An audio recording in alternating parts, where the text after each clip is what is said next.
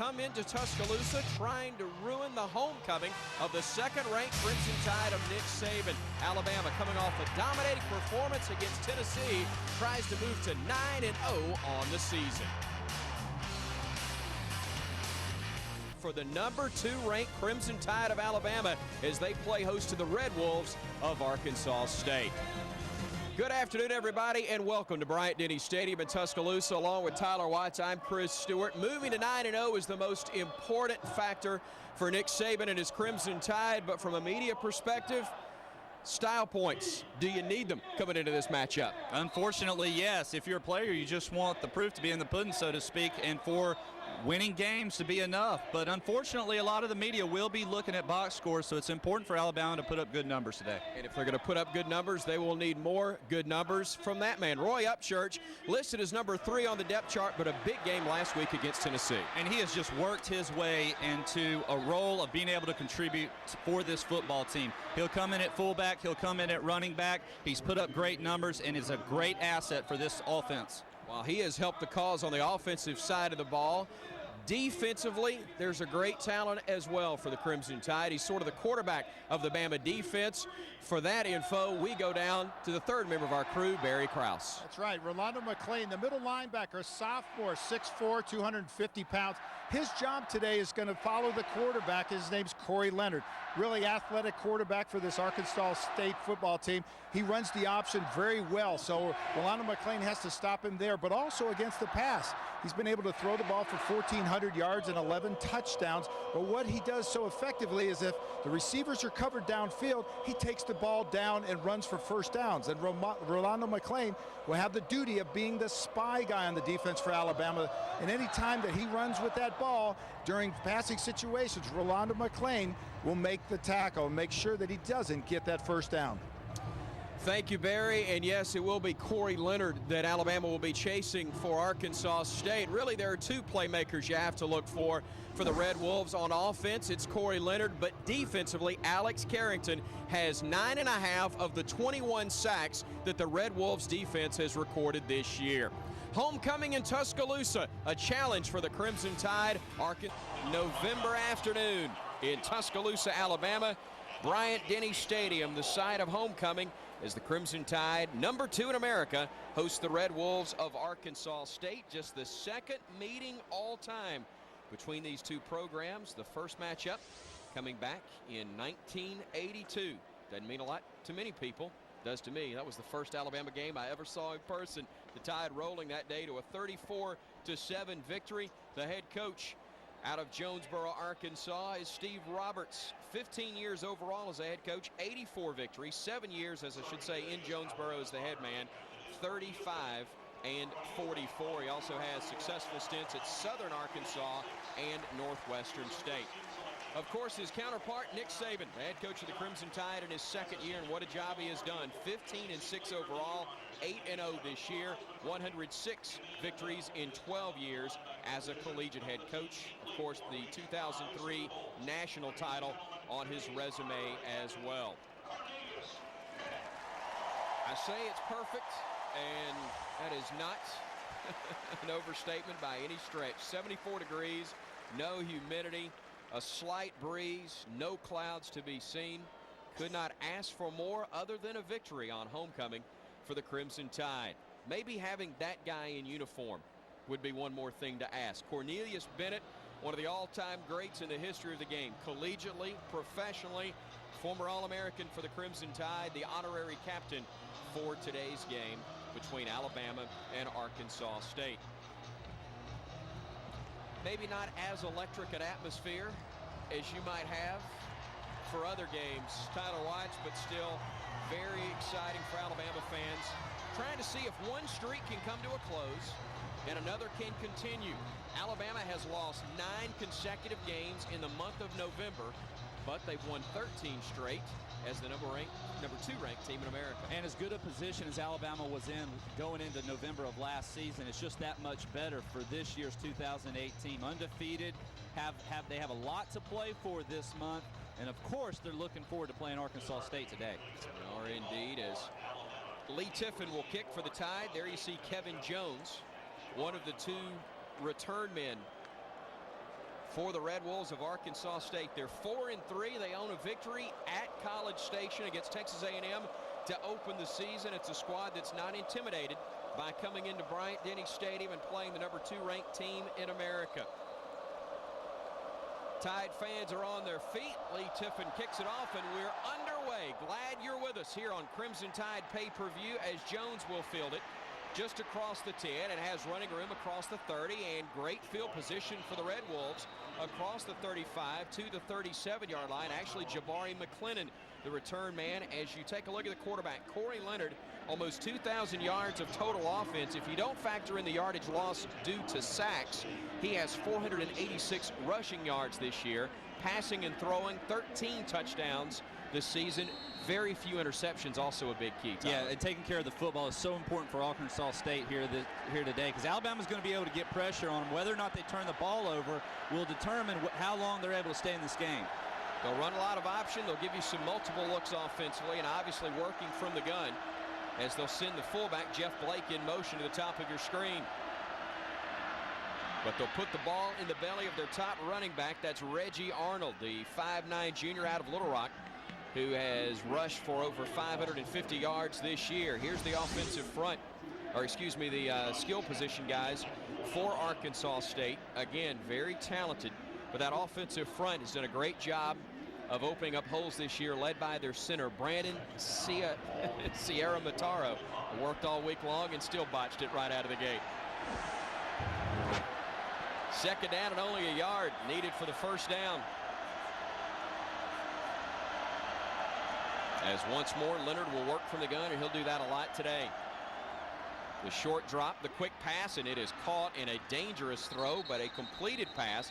They had 2 men in the area and a lot of crimson helmets, but the completion is made, and the first down moves the chains for Arkansas State. There's the defensive front for the Crimson Tide, with Josh Chapman playing a very good game in place of Alabama's injured Terrence Cody a week ago.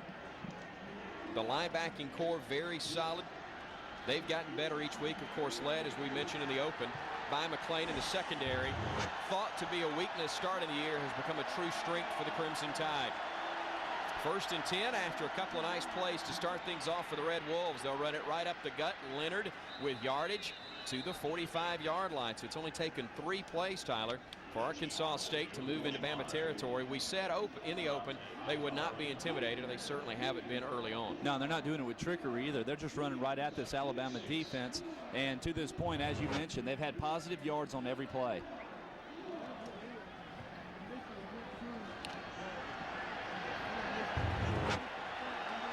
So Arnold now leaving the empty set as he'll be a wideout to the top of your screen. He also has 9 catches for 122 yards coming in. Of course, they bring him back in after all that discussion to hand it off, and there's not much running room, and it'll set up 3rd and long after Rolando McClain led the charge, the sophomore out of Decatur High School.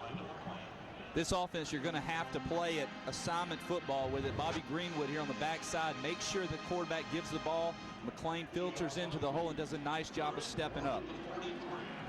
Arkansas State squad that's converted 33% of their 3rd down tries this year. Alabama's only allowing 26% 3rd down conversions from the opposition. 3rd down and a short 4 for the Red Wolves. Single back set with 3 wideouts to the bottom of your picture. Going in motion is McClendon to the top of your screen.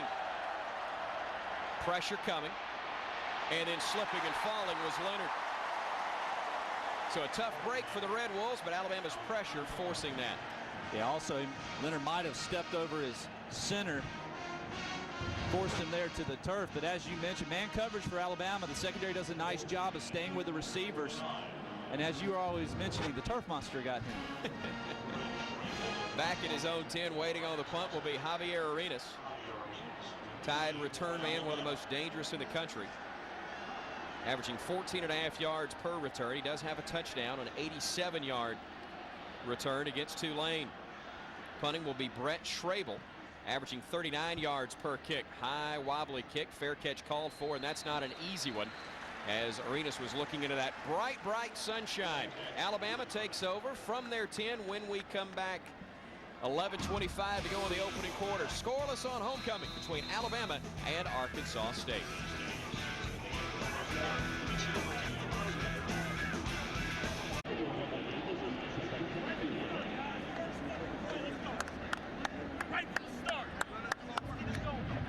In his second year as the head coach of the Alabama Crimson Tide, mentioned 106-48-1 is his record all time as a collegiate head coach. The 2003 national championship at LSU, a couple of SEC titles, 3 Western Division crowns, all claimed during his time in Baton Rouge. Rather ironic, while it is the furthest thing from his mind, Tyler, next week he will go into Baton Rouge with a chance to win a 4th Western Division crown in that stadium, but as the head coach of the Crimson Tide. Can we not focus on today's game, Chris? I know you're excited about it, but you're absolutely right.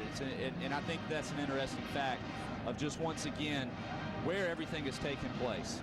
Alabama fans, you can tune into the Nick Saban Show on Tuesdays at 4:30 Central, 5:30 Eastern, as Coach Saban shares his thoughts on the Alabama football team and gives you his take on recent games and upcoming opponents. It's only on CSS, your source for Southeast sports.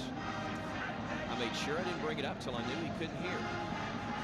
He is not tuned into us on that headset, I assure you, but what a run he had in Baton Rouge and then back in the college game a season ago as the head coach of the Crimson Tide, a guy that has turned programs around everywhere he has been. At Toledo, 9-2 in his only year as the head coach, and of course 34 wins, 24 losses, and a tie during his run at Michigan State as the head coach of the Spartans.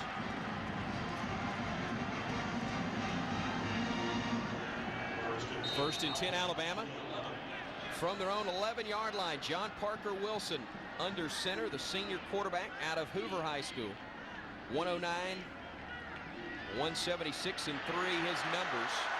Throwing the football this year as Glenn Coffey gets the carry, picks up good yardage, just shy of the first down mark. John Parker has said 109 completions in 176 attempts, only 3 picks, and of course 8 touchdowns this year, completing almost 62% of his throws. And what a difference he has made, his play has made in Alabama's performance this year. And it's also been in big games, because when Alabama has played in these big games, he has been as sharp as we have seen him throughout his career. Empty set, working from the gun, swings it out. McCoy with the grab, first down and more across the 25 to the 26-yard line. That'll be a first down after the stop by Ben Owens, the middle linebacker. Alabama's starters looking like this, as you'll have Wilson at quarterback, but the running backs awfully good as well. Glenn Coffey, Julio Jones, Mike McCoy, solid wideouts. They go with a 2 tight end look almost all the time with McCall and Walker. The offensive front as good as you will find in America with Smith and Davis at the tackles. Rock solid up the middle with Johnson Caldwell and Marlon Davis. The give, right side Coffey, and he's got running room. That is close to another first down. In fact, it will be a first down as they spot him out of bounds at the 37-yard line. M.D. Jennings, the strong safety, a sophomore out of Calhoun, Mississippi, makes the stop. Nice double team this time by Marlon Davis and McCall there on the defensive end. That allows Coffey to get to the outside. Been positive on first down. That's important, these first down calls, to have positive yardage, get things going. Coffey now over 850 yards rushing this year on 129 carries. He's averaging over 6.5 yards each time he carries the football, and 105 yards per game for the Tide. Play action. Looking with time, throws, and it's in and out of the hands of Jones behind the intended receiver, but one that Jones will tell you was very catchable and may have been a big gainer if he had indeed brought it in. There's the defensive front for the Red Wolves. Carrington, we mentioned, 9.5 sacks, 14 tackles for loss on the year. Linebacking core is rock solid, and the secondary very, very good as well.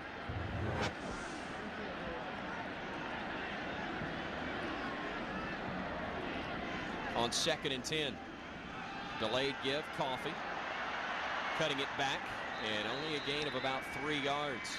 So again, failure on first down, putting you in that 2nd and 10 situation. The Red Wolves defense now forcing a 3rd and long. Did a much better job of swarming to the football. Travis McCall wanted to go on out to the cornerback for Arkansas State and apply a block, but with the pressure coming from the backside, he was forced to peel back in. Season numbers for Coffee coming into this one. Mentioned it a moment ago, 6 touchdowns rushing. Also has been a threat out of the backfield with 7 catches this year. Not as much as Roy Upchurch, but still very valuable in the passing game. Upchurch is in the contest, but they'll dump it off to Coffee instead, and he will fight for that additional yardage. I think they had him stopped, Tyler, but he absolutely ran over Dalen Walker, the junior right cornerback. Yeah, and very important. He kept his shoulder squared going downfield, and that allows him to use his legs to drive through the tackle. Just does a nice job with his balance, bouncing off and picking up the 1st down. So the Tide converts, as they have done on 42% of their 3rd down tries this year. Arkansas State has allowed the opposition a 1st down play 41% of the time. 2 tight ends to the left, as Wilson with Ingram in the backfield will look and will have to tuck it and run. That's not something, or that is something he is not afraid to do, as he's had 29 carries for a couple of touchdowns this year. Stanley Walkley put the pressure on him and forced him outside.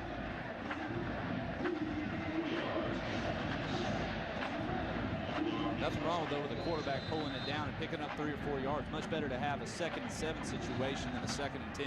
Is that the biggest change in him this year, the decisiveness, whether it is to tuck it and run, whether it's to throw the ball away, or to wait that extra second if necessary? Well, he's kind of done all of the above, D.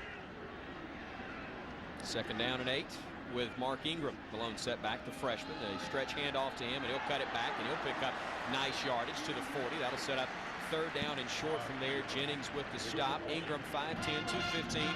The freshman out of Flint, Michigan, in Southwestern Academy, averaging 5 yards per carry. Anytime you're running the stretch play, you have to have good vision as a running back, because the intent is not for it to get outside. It's for a lane to be created in the middle and you to find it and cut it up. Anytime you're able to get on a safety, as Alabama was right then, and force him to make the tackle, that's a very, very nicely drawn up play. Preston Dial checks in as the 3rd tight end. Upchurch in at fullback, a rare look for Alabama, as they'll give it to Ingram. He's got a 1st down and more. 2 straight 3rd down conversions for Alabama on this drive, and they'll move it down to the 36-yard line of the Red Wolves. Ron McKinnon made the stop, but again, not until Ingram had the 1st down and a lot more. Like Alabama's committed to running the football up the middle. Also, though, you're dealing with an opponent that is a little smaller than you on the defensive line, so you want to go ahead and start trying to wear them down. Julio Jones checking back into the ball game, the wide out to the top of your screen. Brad Smelly in the game as an extra tight end. They'll bring him to the near side, and they're very late getting over to cover the freshman from right here in Tuscaloosa. Wilson going across the middle, and that ball is deflected. He was waiting for McCoy to drag across the middle. Carrington applied the pressure, but the deflection was made by Dominique Williams, the cornerback out of Bastrop, Louisiana. You mentioned he's trying to go right across the middle. Almost thought that it got deflected at the line of scrimmage, but it did get out of there cleanly. But as you mentioned, Dominique able to step in front of it. Otherwise, it would have been another big play for Alabama. 3rd pass breakup this year by Williams, 5'10", 215-pound senior. So 2nd and 10 for the Tide. McCoy to the near side. That's McCall shifting there, tight end. He'll run interference for Coffee. He tries to change direction. There's just not much running room off that right side. So now a 3rd and 10 upcoming for the Crimson Tide.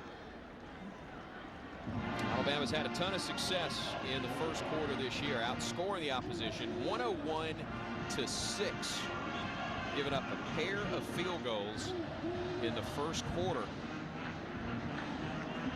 That is all they have surrendered to the opposition. One of those coming last week in Knoxville after turning the ball over at their own 5-yard line. Tennessee couldn't cash it in for a touchdown, had to settle for 3, and they wouldn't get much more than that the rest of the game.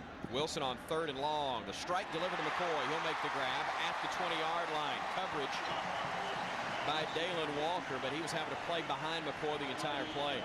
And he was forced to play behind him because Upchurch came out of the backfield and was wide open in the flat as well. John Parker Wilson had his choice of who to throw the ball to. Puts a lot of pressure on a defensive back to make a commitment for his responsibility.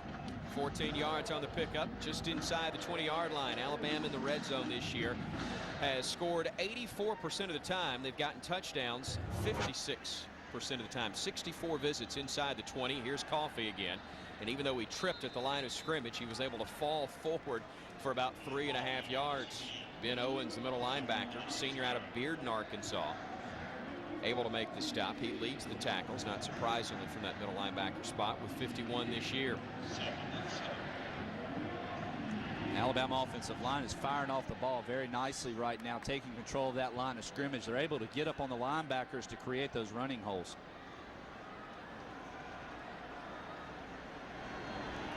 Second and 7 as Wilson will work from the gun. Plenty of time, swings it out, catch made by McCoy. Boy, that throw was perfect, and Tyler, it had to be in order to be completed.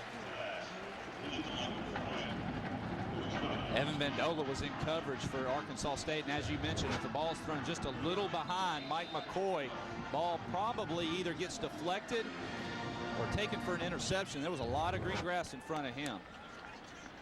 So third and a long 2 yards needed for the first. Baron Huber will check in at fullback for the Crimson Tide. Got a lot of beef in there for Alabama. The only wideout is Julio Jones, and they'll go play action. And Wilson will keep it himself, and he will get the first down, I believe. It will depend on the spot. Oh, Wilson got slung around there. I think it was Ben Owens who made the stop. Thought initially it was the face mask. Just by the way, Wilson changed direction quickly, and it is enough for the first. Yeah, what a great decision by John Parker Wilson. Arkansas State does a great job of staying in coverage, and they took away all the receivers. If he doesn't make this decision as quickly as he did, the play is probably shut down, and it results in a sack or a loss. That was actually Dominique Williams with a clean tackle. As Wilson was cutting it up, he got it by the shoulder pad, and that's why he spun around so quickly. 16th play of this drive coming up for Alabama. It started at their own 10. There's the give. Coffee cutting it back inside the 5. Touchdown, Alabama. Great vision, and then the wheels to find the end zone. Glenn Coffee scores for the 7th time this year, and Alabama is on the board first.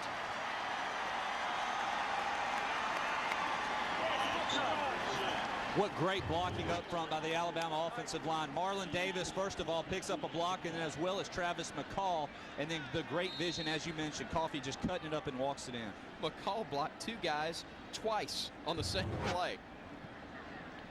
Here's Tiffinaw to try the extra point, where he's 28 of 28 on the year. That one is up. It's good, and Alabama leads it 7-0. 4:22 left to go here in the first quarter.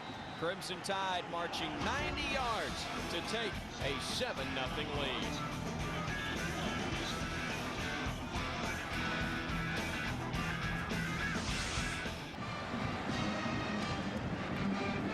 The year talked 6.5 yards. He's averaged 6.5 yards per carry on the year. And Tyler, you see the vision, or saw the vision on that last play. 9 yards on the carry into the end zone. Yeah, great vision as well as great patience, allowing Travis McCall to go downfield and set up the block. He used that. He was patient enough to allow the block to occur and then make his cutoff of it.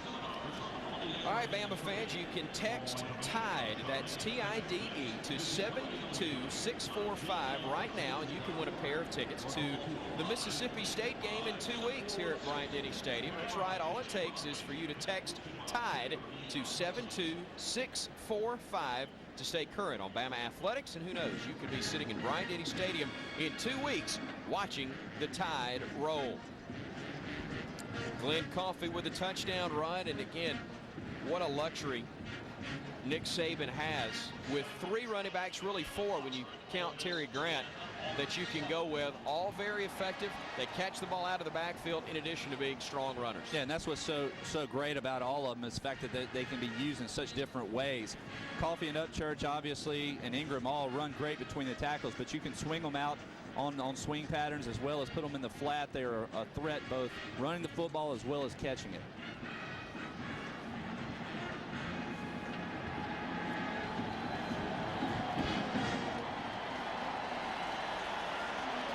A lot of smiles on the faces of Tide fans as Alabama goes 90 yards, actually 89 officially, on 16 plays, a drive that chewed up 7 minutes and 2 seconds.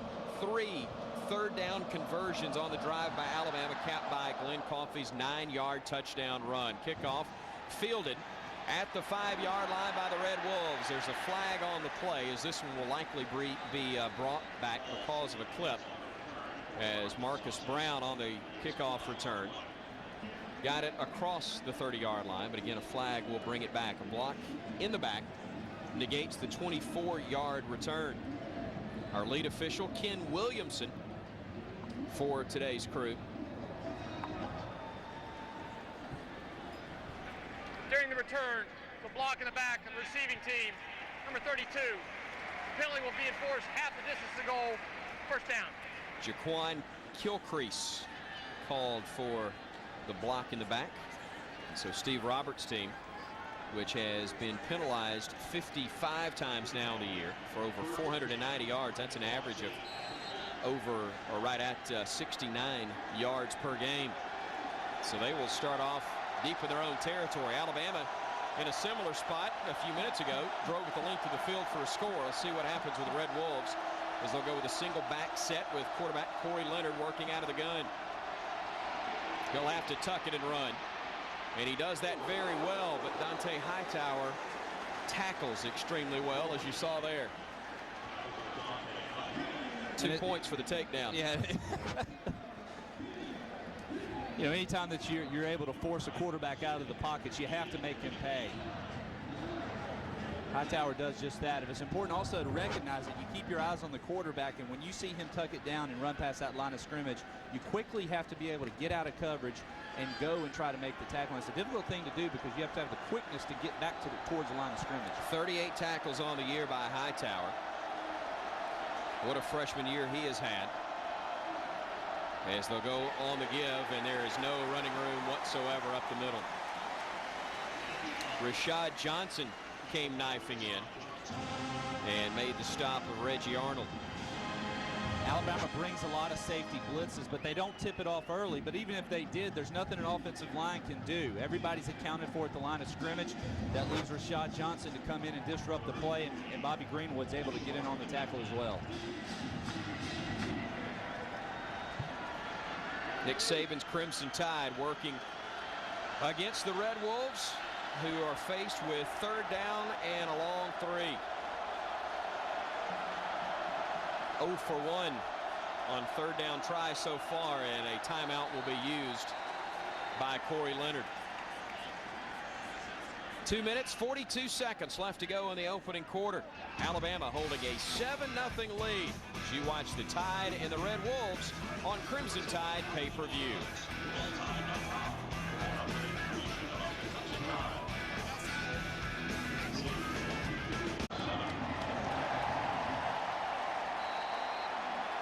Arkansas State faced with a third down and 3. They use a timeout, try and sort things out as Corey Leonard will work from the shotgun. Reggie Arnold, the lone setback with him. With time, passes deflected. Looked like McClain may have gotten a fingertip on it as he tried to drill the pass on the slant to the intended receiver, Taylor Clements. Well, if Leonard does not throw this ball high, McClain has it intercepted inside the 20-yard line. So the ball had to be released high, trying to hit the slant route. Route was open, but McClain was in the throwing lane. Schrabel on to punt for the second time. Arenas back at his 45.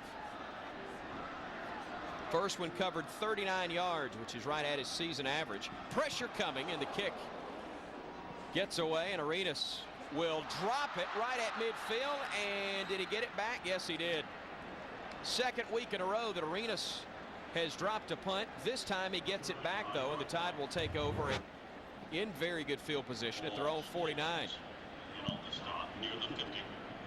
And rare that you see the lack of concentration by Arenas, but that's 2 weeks in a row that's occurred. You rarely see him try to run prior to him catching the football, but he knew that Marcus Brown for Arkansas State was going to be there when he caught the ball. Took his eyes off of it just for a split second. 1st and 10 Alabama from their own 49-yard line with 3 wideouts in formation. Marquise Mays into the ball game at the bottom of your picture. Play action. Wilson with all day across the middle. There's Mays. He'll dive and he'll make the grab inside the 30-yard line of Arkansas State. A little freshman out of Tarrant, Alabama, able to make the catch, his 10th of the year.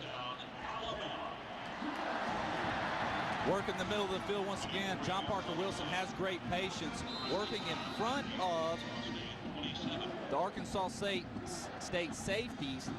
Nice hold there that Mays was able to find. Great effort going down and getting the football, as well as the tight again goes with 3 tight ends.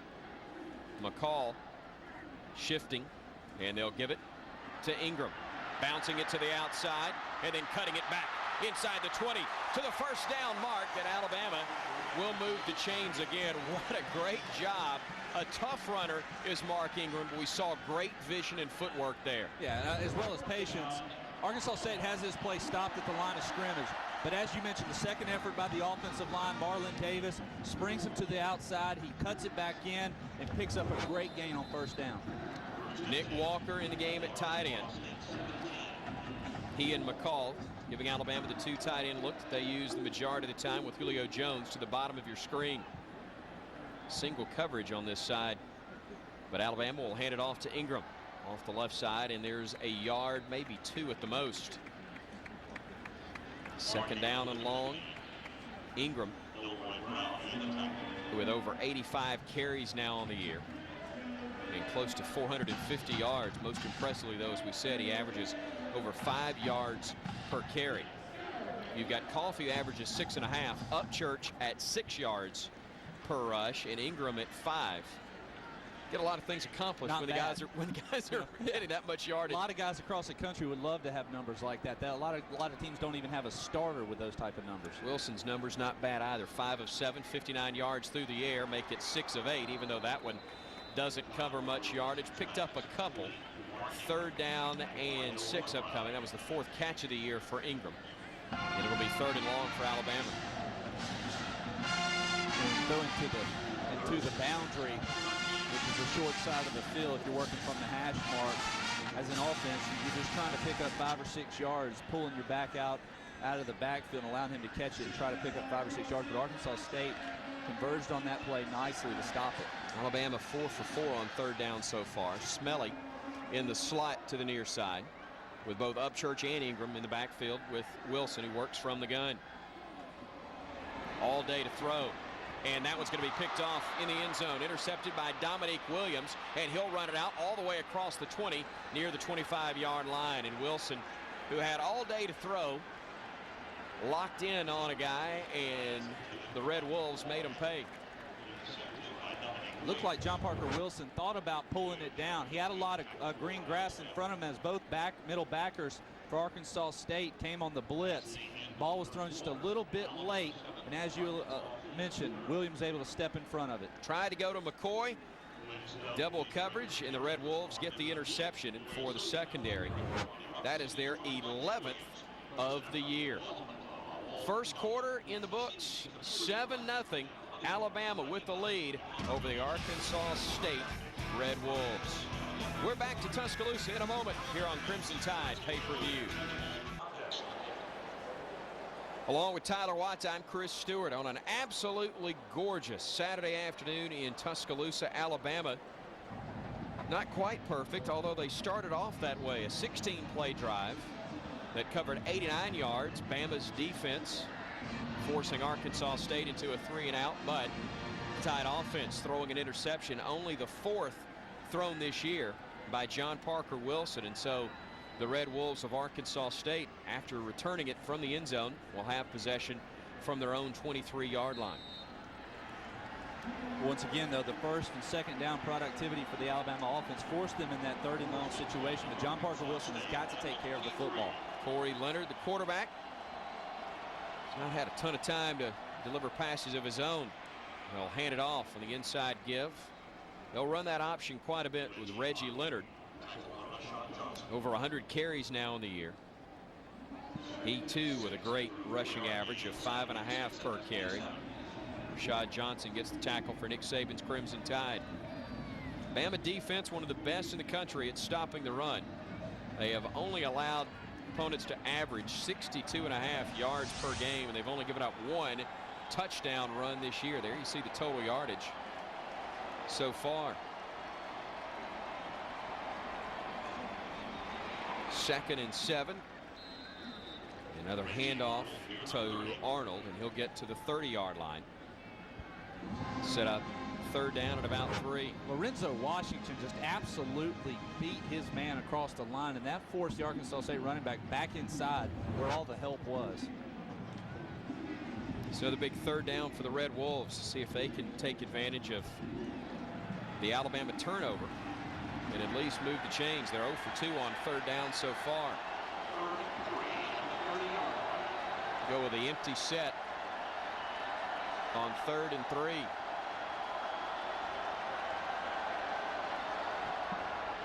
They fake the handoff, and there is nowhere to go for Leonard. That was read extremely well by the Bama defense.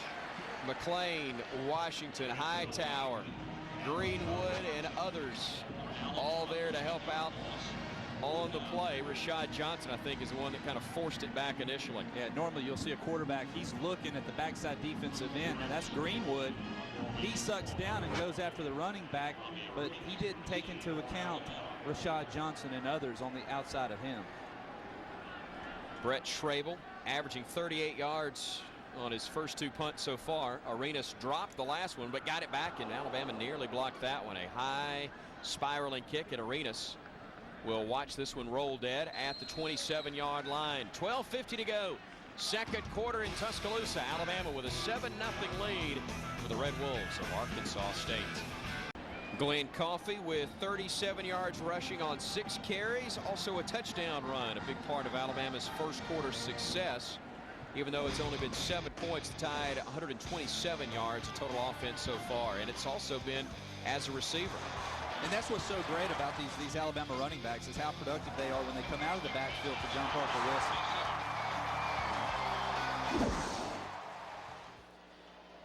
1st and 10, Alabama.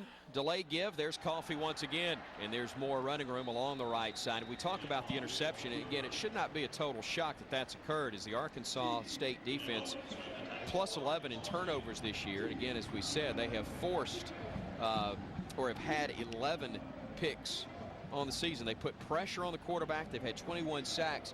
It's a big play type of defense. They're going to give up some yardage, but they're also going to steal one every now and then. But that's also why it's important to be able to fire off the football and attack this defensive line. All of a sudden you get them thinking, they get back on their heels because they're more concerned about the running game than they are getting to the quarterback.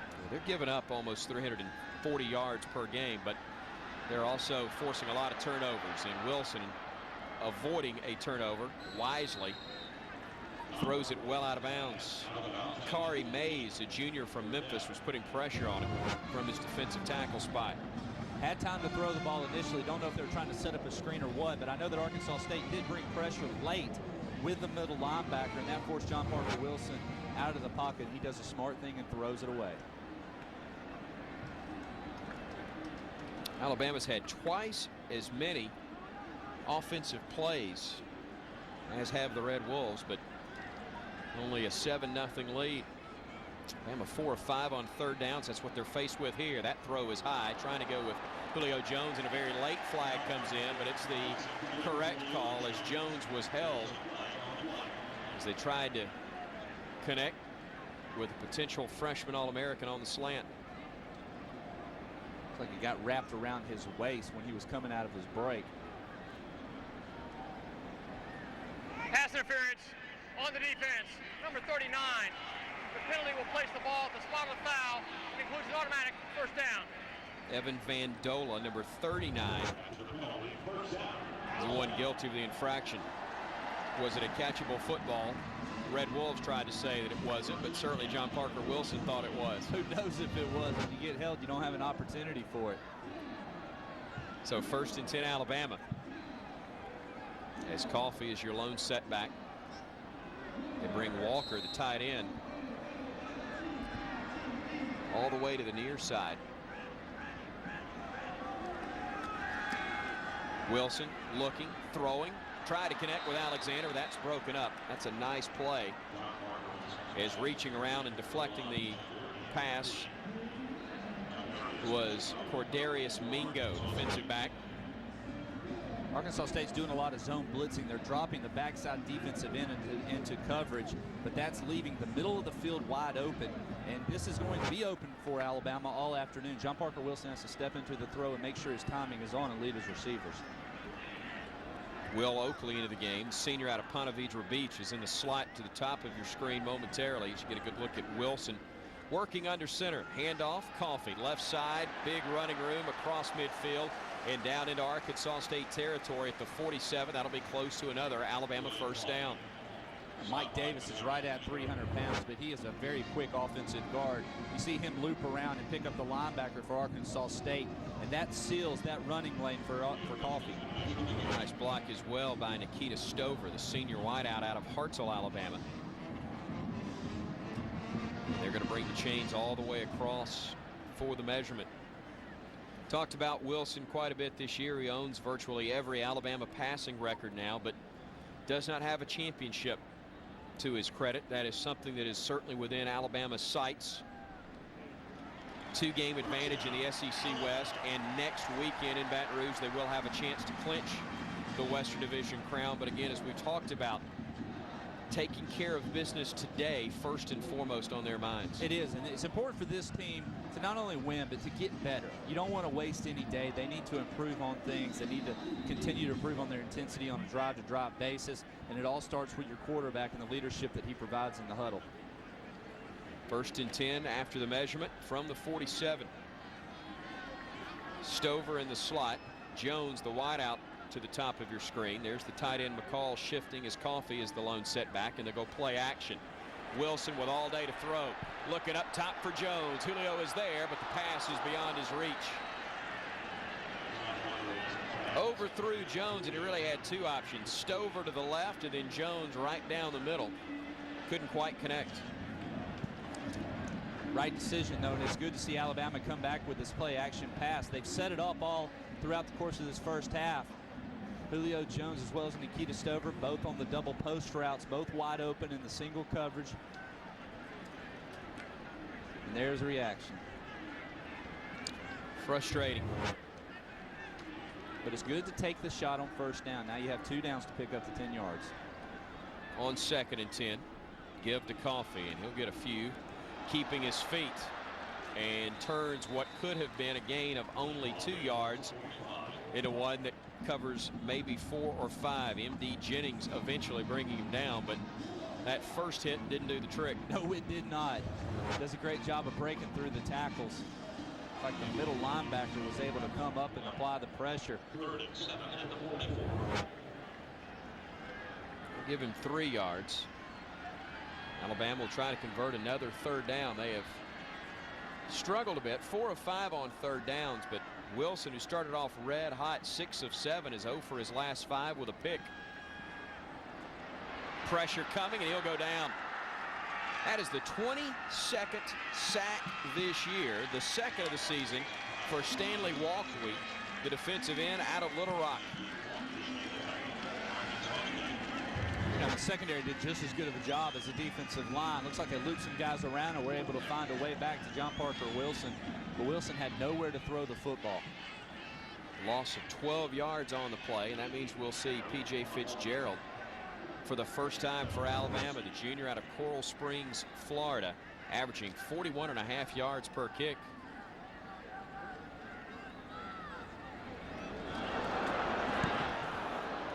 Low line drive, and Jones will field it inside his own 20, and he'll be brought down immediately. Great coverage by the Crimson Tide, as making the stop was Robbie Green.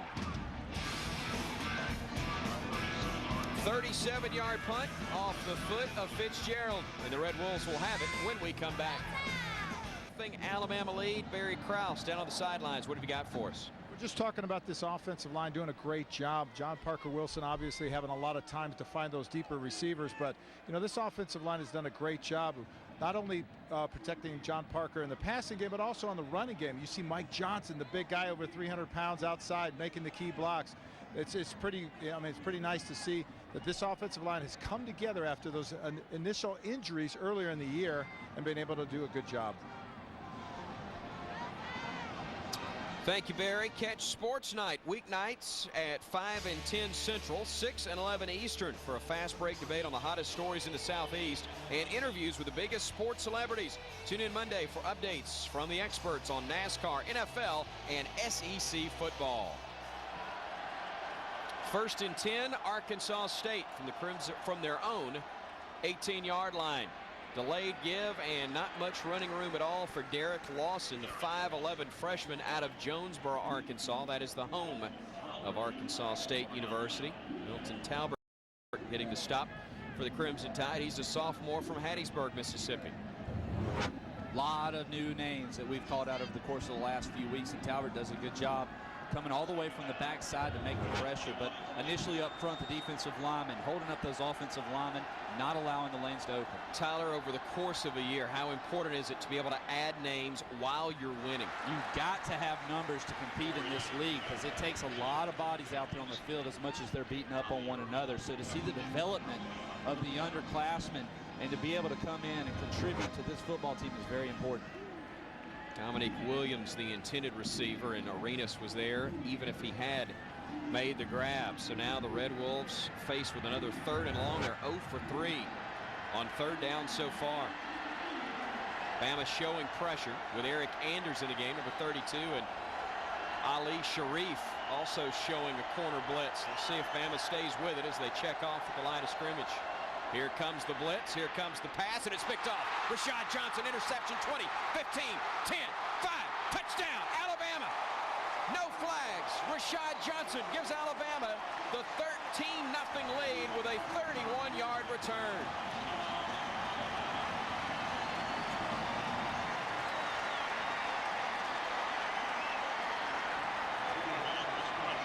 Alabama came with all kinds of pressure. There was absolutely no help in the secondary. Everybody had one-on-one coverage, no safety to help out. Sharif comes in, applies the pressure. Johnson, physical at the line of scrimmage, is able to step in front of it and run it back for a touchdown. Use some of those old running back skills after he makes the pick. Out of Sulligent, Alabama, senior co-captain with his 2nd interception of the year. Tiffin on to try the extra point. It is good, and Alabama leads it now 14-0. 11th interception of the year by the Crimson Tide, and it results in points. Ali Sharif with a blitz, Rashad Johnson with a pick, and the Tide leads it by 2 touchdowns. Rashad Johnson with a 31-yard interception return for a score, and the Tide leads it now 14-0. Tiffin's kick, a good one. That'll send the Red Wolves back to the goal line. The return across the 20. And still on his feet with a flag on the play. Finally being brought down will be Paul Stevens, but there is another flag, the 2nd on a kick return by the Red Wolves. And Upchurch is doing a great job getting downfield because that's the 2nd time he has been pushed in the back. 37 yards on the return, but that too will be wiped off. So Stevens with great effort, but not much to show for it. 17, Auburn 7. Just gotten the final score in SEC play. The Ole Miss Rebels now 5 and 4 on the year after a 17-7 back. win. Receiving team, number 22, 10-yard penalty, 1st and 10. Ole Miss a 17-7 winner over the Auburn Tigers, whose struggles continue. But Ole Miss now 1 win away from becoming bowl eligible, as it will be a pleasant Saturday afternoon in the Grove.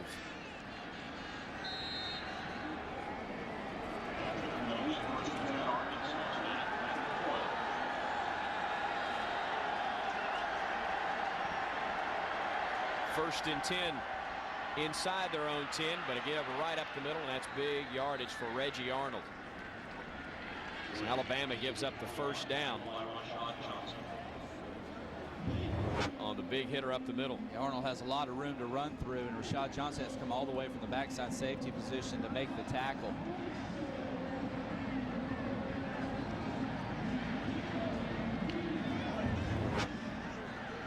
Best play they've had offensively in a while for the Red Wolves, as Leonard will work under center. Showed a lot of shotgun, but they just line up in the I formation right here. Power look, and they'll play power football, and it results in a couple of yards. And that will be enough for the first down. I misspoke. I thought he had first down and more on that initial carry of the drive. That is only the second first down that ASU has had today. McClain had the opportunity to tackle him right around the 20-yard line, which would have been probably made it short of the first down, but he was unable to wrap up, and it was a great effort by Arnold, able to squeeze out of the tackle. So now a first down from right at their own 25-yard line. Leonard on the option, gives it off, and picking up a couple of yards on the play will be Arnold.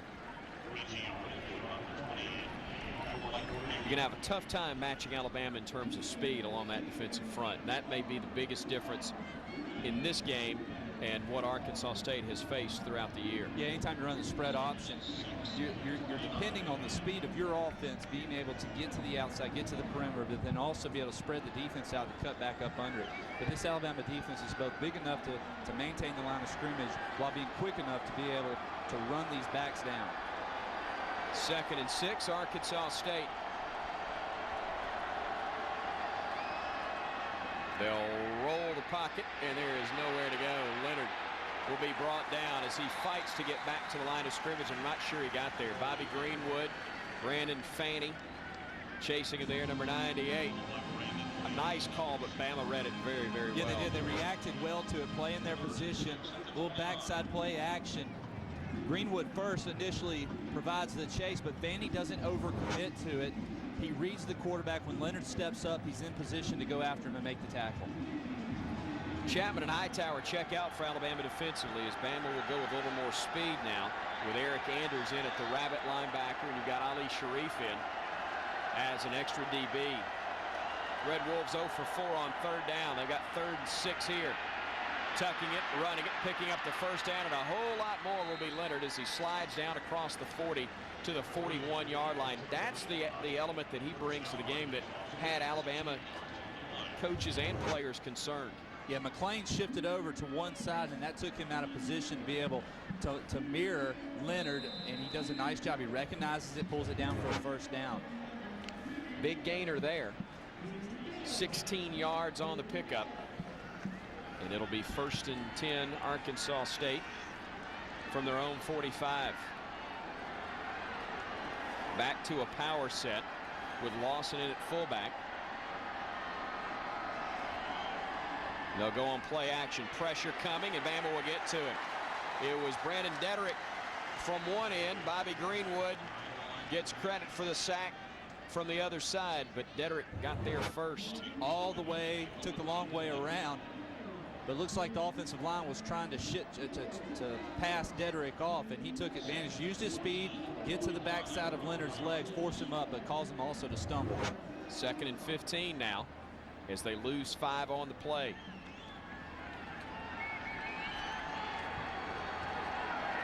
Working from the gun.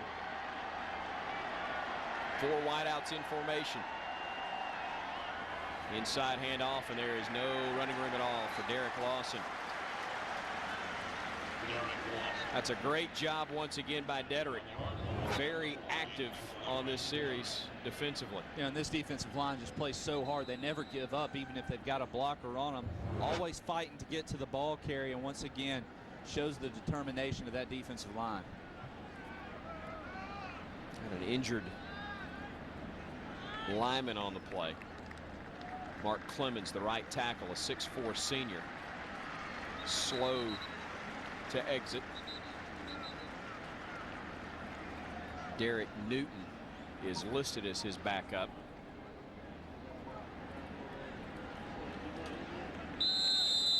But it looks as though Zach Eichenberger will check in and play right tackle.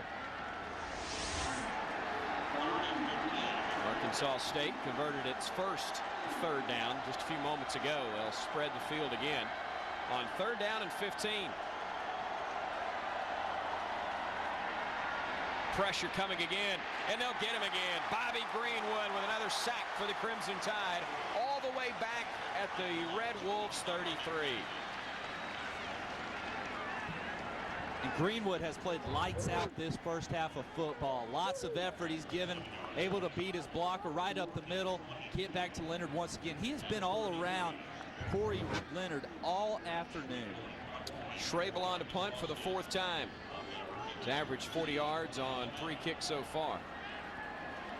And Arenas waits back at his 35. Low wobbly kick. Arenas with a chance to return this one. And he will. Across midfield. One man to beat.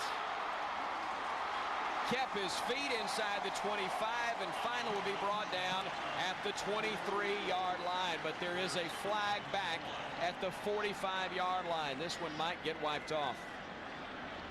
37 yards on the return. But I think it'll be brought back.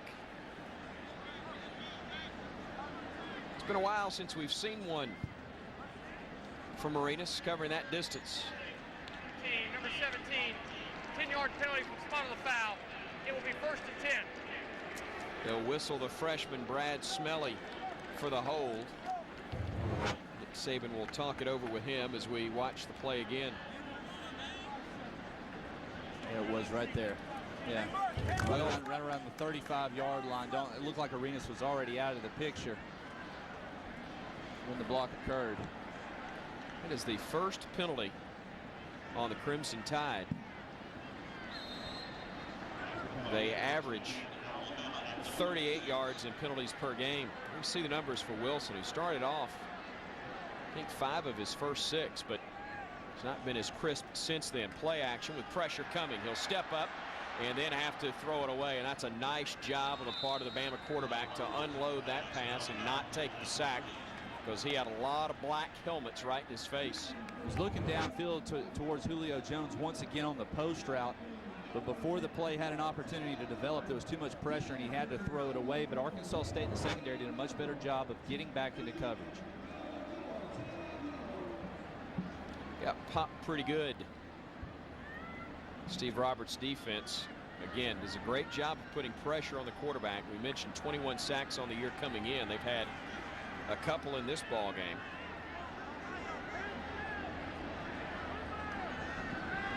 Swing it out to Jones, and that's a great job with the open field tackle by Dalen Walker. You're left out on that island, Tyler, with that guy. It's not an easy play to make. Well, and the more cushion you give a receiver like Julio Jones, he's going to take advantage of it. John Parker is as well. But it's a long throw, so you have the opportunity, you have enough time to react to the ball, keep it in front of you, and adjust to go and make the tackle for only about a 4-yard gain. 3rd and 6 for the Crimson Tide. Alabama on 3rd downs so far, 4 of 6. Ingram into the game, number 22. There's Smelly in motion. Blitz comes, Bama picks it up. Jones, the completion into Arkansas State territory, stays on his feet, but finally brought down as he gets inside the 40-yard line. Great job by Alabama in pass protection there, Tyler, because there were a lot of Red Wolves coming after the quarterback. Another zone blitz by Arkansas State. This is difficult because you have to know where to go with the football. You know where the voids are in the defense. John Parker Wilson knows exactly where he's going. Nice route by Julio Jones. Another first down for Alabama. This, you know, the second and third drives, those were the passes that they were not completing. Wilson stepping up and now running it, and gets down, but not until he takes a pretty solid hit inside the 35. He'll get to the 34-yard line, setting up 2nd down at about 5 as Marcus Brown gets credit for the stop. And Bama's going to go with a hurry up now with under 2 minutes to go in this first half. See the time there, under 1:40 now. Handoff, Upchurch. And Roy will get the legs churning inside the 30. And that will be enough for the first down, and we'll stop the clock momentarily. Ooh, nice tough running by Roy Upchurch, just right up the middle. Delivers the lick himself. Doesn't wait for the defense to make the hit. Arkansas State slow to get players off and make substitutions. First time we've seen Upchurch get a carry in the game, and now we've got a whistle. And let's see, do we have a timeout called? I believe we do. The Indians, excuse me, that was the old nickname. The Red Wolves, the official nickname of Arkansas State. Second timeout this half. A bit confused, and so they'll burn the timeout here to make sure they don't make a mistake, as Alabama's got a 14-0 lead, and quite the difference in 14 and 21 if you're the visitors. Trying to add to that total as they go toward the halftime break. 1:23 to go, second quarter. And the Tide with 3 wideouts. Walker, the tight end, shifting to the left. Wilson looking, throwing, beyond the reach of Julio Jones. And again, pressure coming, Tyler. It was Alex Carrington, I believe, again, that forced him to unload it. Julio's going to try to pick up a couple pick routes right here. Thought he got a lot of contact, and he did right there in the middle by Ben Owens, the middle linebacker. But if you're within 2 or 3 yards of the line of scrimmage, all contact is legal. Alabama Governor Bob Riley to the left, set to crown the homecoming queen at the half. Second and 10. Wilson with time, overthrows McCoy. And Marquise Mays appeared to be open down the right sideline, Tyler, but again, Wilson with pressure in his face had to make a call quickly. Yeah, not a lot of time to sit back there and pick through the defense and make your decision on who you're going to throw the ball to. You have to get a sense and a pre-snap read of who's going to be open and go with it. You know, you're looking at about 2.5 seconds, 3 seconds before Arkansas State is able to apply pressure on John Parker Wilson. 3rd and 10 now with 1:12 to go before halftime. The 8th play of this drive coming up as Alabama will try to convert on 3rd down. They're 5 of 7 so far. Blitz comes again. Wilson steps up. He'll try to run for it. He gets to the 20, and that's going to be about 2 yards shy of the first down mark. See if Nick Saban calls on the kicking unit, and he will.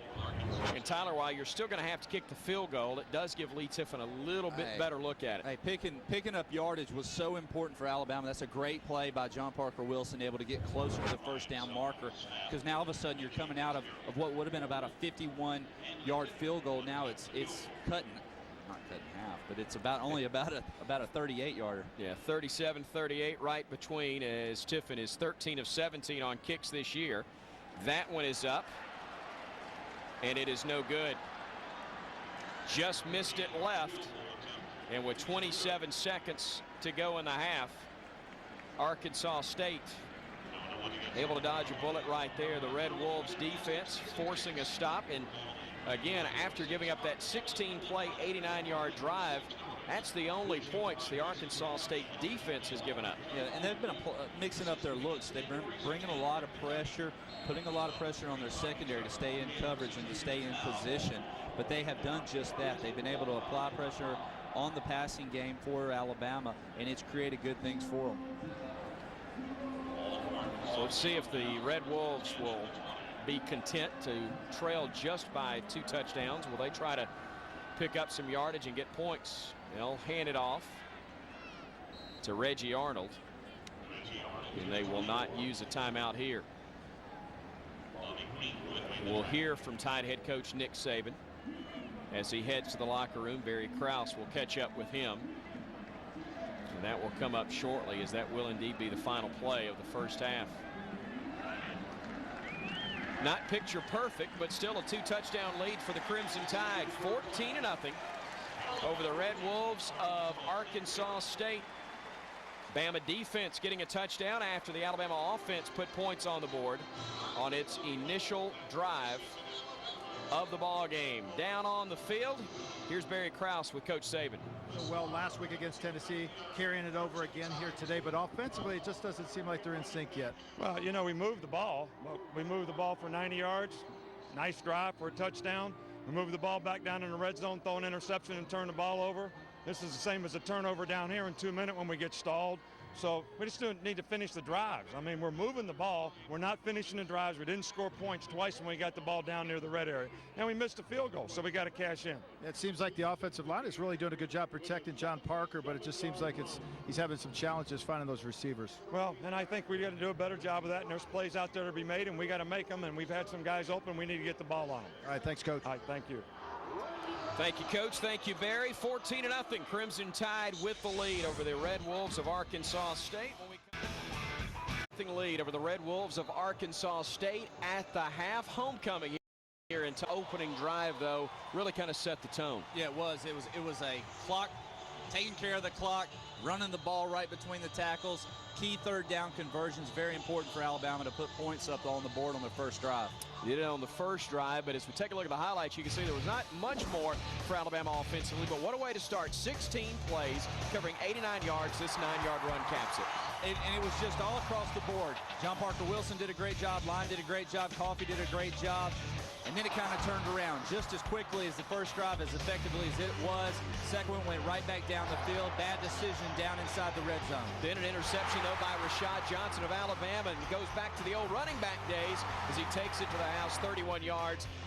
At the end of the first half, this field goal about 37 yards on the try from Lee Tiffin. It would not go through the uprights, and so Alabama leads it only by a score of 14-0. The Tide dominating the stats, though. Tyler, still, though, you've got to find a way to put more points on the board. Yeah, did not do as good a job in the second quarter as they did in the first, but they get the ball coming out at halftime with an opportunity to redeem themselves. John Parker Wilson got off to a great start, as did his teammates in the first half. He was 5 of his first 6, and then things sort of bogged down for Wilson and the Tide offense. You started seeing that he was throwing the ball a little behind his receivers. We saw it on the interception.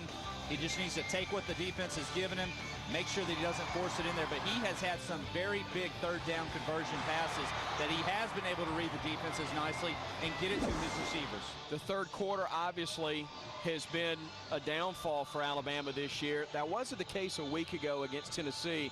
What do you expect to see out of Alabama in the third quarter of this one? Need to come back and just continue to press the ball in between the line of scrimmage, make sure that they're running the ball effectively. Try to prevent those third and long situations from occurring. You don't want to stick your quarterback or your offense in too many of those situations. Alabama's defense has been very good throughout the course of the year, and today is no different. They are flying all over the football field. We've seen them in the backfield applying pressure on Leonard all afternoon long, forcing him to throw the ball early. The secondary has done an outstanding job as well. Heavy pressure from Alabama's defense. Bobby Greenwood with a couple of sacks, and again, it's coming from all spots defensively for the Crimson Tide in this ball game against the Red Wolves. Nick Saban's Crimson Tide trying to find a way to get to 9-0 on the year. A good start so far as they have taken a 14-0 lead into the halftime break, and they will have the ball first as the third quarter will get underway. And as you talked about, starting off this second half the way they did the first, very, very important. You don't want to go into the fourth quarter with this game still in doubt. No, you don't. Arkansas State will hang around, and they will eventually find something good on offense. You have to remember, this is an Arkansas State team that has had 10 scoring drives of 5 plays or less. So they have big play capability. You cannot allow them to hang around, or they will find a way to put points on the board. Kickoff will come from the foot of Ryan Wilborn. Doesn't have the strongest leg, has not recorded a touchback this year. He'll have the options of McCoy and Arenas to kick off to, and it will be another short kick, and it will be Arenas who takes it at the 17. Across the 25, Arenas still on his feet to the 30-yard line, and he'll be brought down there, but Alabama with solid starting field position. 1st and 10 after a 13-yard return by Arenas. There's John Parker Wilson, who again will try to bring Alabama out in the third quarter as they did a week ago in Knoxville. Defense continued to stuff the Volunteers, and the offense moved the ball down the field and got points on that first series of downs, and hopeful to do the same as we'll see Mark Ingram start the third quarter, number 22 in there at tailback for the Crimson Tide. Play action look. Nobody open. They'll dump it off to McCall, who will pick up nice yardage across the 35 to the 36. A rare reception for Travis McCall. A great blocker who has just his third catch of the year, but don't let those numbers dictate just how important he is to Alabama's offense. Yeah, normally use him more as a run blocker, but when he gets out, he's a big body. John Parker Wilson does a good job just dumping it off to him, allowing him to use that big muscular frame to pick up about 6 yards. 2nd and 4 for the Tide. Ingram again the setback, and he'll get the carry. He'll make one man miss, and then he'll get a great block downfield, and it will be running room inside the 40 of the Red Wolves. To the 35-yard line, Mark Ingram will go after a 31-yard carry, and I believe it was Marquise Mays, the little man at wide receiver, who got the defender on the ground. Mike Johnson does a great job coming out, and then Darius Glover for Arkansas State has the opportunity to make the tackle. But there you see him also refusing to get out of bounds. Alabama with a hurry-up offense, and it's working. Ingram again. Nick Saban calls it the red ball offense, and it works very effectively to start this third quarter for the Crimson Tide. And one of the smallest players on the field, probably the smallest, Marquise Mays, doing a great job of blocking downfield. And how important is it for your wide receivers to get downfield and apply those blocks on the secondary? A lot of times the secondary is the only thing between a running back and a touchdown, and that can be the difference on whether or not you apply a good block. Stover in to replace Mays. Upchurch in to replace Ingram. Handoff to Upchurch with running room inside the 10, inside the 5. Touchdown, Alabama. 22 yards on the touchdown run, and just like that, Alabama has stretched its lead to 20-0. Could you have drawn it up any better? Not a bad way to start the second half. That's the intensity that Coach Saban and his staff want to see. You see Mike Johnson and Antoine Caldwell, your center, both pulling out, applying great blocks to get Upchurch on the corner. Very unusual to see a center pulling. He may have threatened to make them walk to Baton Rouge next week if they didn't start off well. Whatever the case, it worked. Tiffin on to try the extra point. Spot and hold are good. The kick is perfect, and the Tide leads it now 21-0 after a 4-play 70-yard drive that only took a minute and 23. A lot of running room though for Upchurch. He does a Roy Upchurch with touchdown run number 4 of the season, and what a job he has done. Talked about it before. Last year Nick Saban gave him the not so pleasant nickname of Irrelevant Roy. He took that as motivation and has completely turned his game around. He went from number 2 on the depth chart to 3rd, but he's getting a lot of carries. He's playing an awful lot in special teams and in special situations offensively, and he has been a major part of Alabama's 8-0 start to the 2008 season. Great to see the junior out of Tallahassee, Florida's Godby High School, having a great junior year. Lee Tiffin's junior year not too bad either. Out of Red Bay, Alabama, and Muscle Shoals High School. He's been perfect on PATs this year. 13 of 18 on field goal tries, and he'll kick off here. A good one that will carry into the end zone. And staying in the end zone will be Paul Stevens. And a great kickoff from Tiffin forces the Red Wolves to start at their own 20-yard line. Don't see a lot of touchbacks in college football anymore as they've backed him up, but Tiffin with a strong leg and a great kick there to force the Red Wolves to start at their own 20-yard line. How big is this drive now for Arkansas State to try and answer? Huge to be able to just to pick up a first down. Haven't had a whole lot of success in the first half. Been able to move the chains a little bit, but if they're going to respond to this Alabama offense and be able to hang in this game, they've got to get something going now. Only 6 passing yards, 1 of 4 with a pick. You saw the numbers for Corey Leonard, who coming in had completed 53% of his passes. They'll give it to Reggie Arnold, and he'll have nice running room across the 25 and moves the pile all the way to the 27-yard line. Justin Woodall among those that finally were able to bring him down. Thought Hightower does a good job going in there and taking on the lead block. Wasn't able to actually get in on the tackle, but as you mentioned, the pile moved, contact was made, and another additional 4 yards was picked up. Arnold with over 100 carries on the year. You see the season average offensively for the Red Wolves, but in that first half, only 58 yards total offense, 52 of those coming on the ground. Quarterback keep and nowhere to go. It'll be 3rd down and 3. They've had some success on individual plays, but they have not been able to sustain anything offensively Not today. consistently, and they've not been able to establish the line of scrimmage. Here it's just basically a counter play with your quarterback where he's trying to get all the flow to go to one side, and then he's going to tuck it and go to the backside. But when you cannot control the line of scrimmage, you can't turn those defensive linemen. Everything just becomes a log jam. Arkansas State just 1 of 6 on 3rd downs today. The eye set behind Leonard, the quarterback.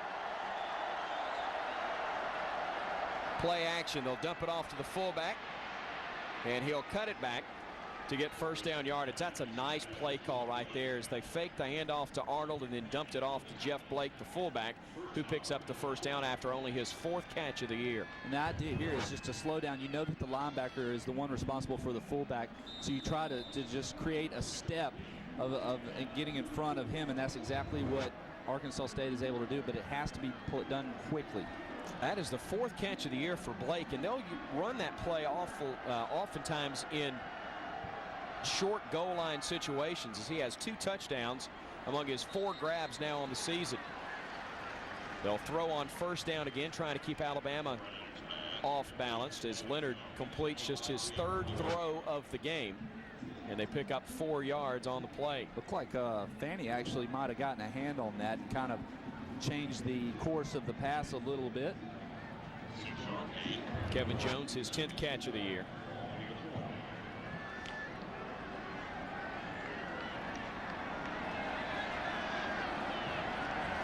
They'll give him 5 on the play. So as we're 4 minutes into the 3rd quarter, have a 2nd down for the Red Wolves. Quarterback keep. Rashad Johnson read it perfectly.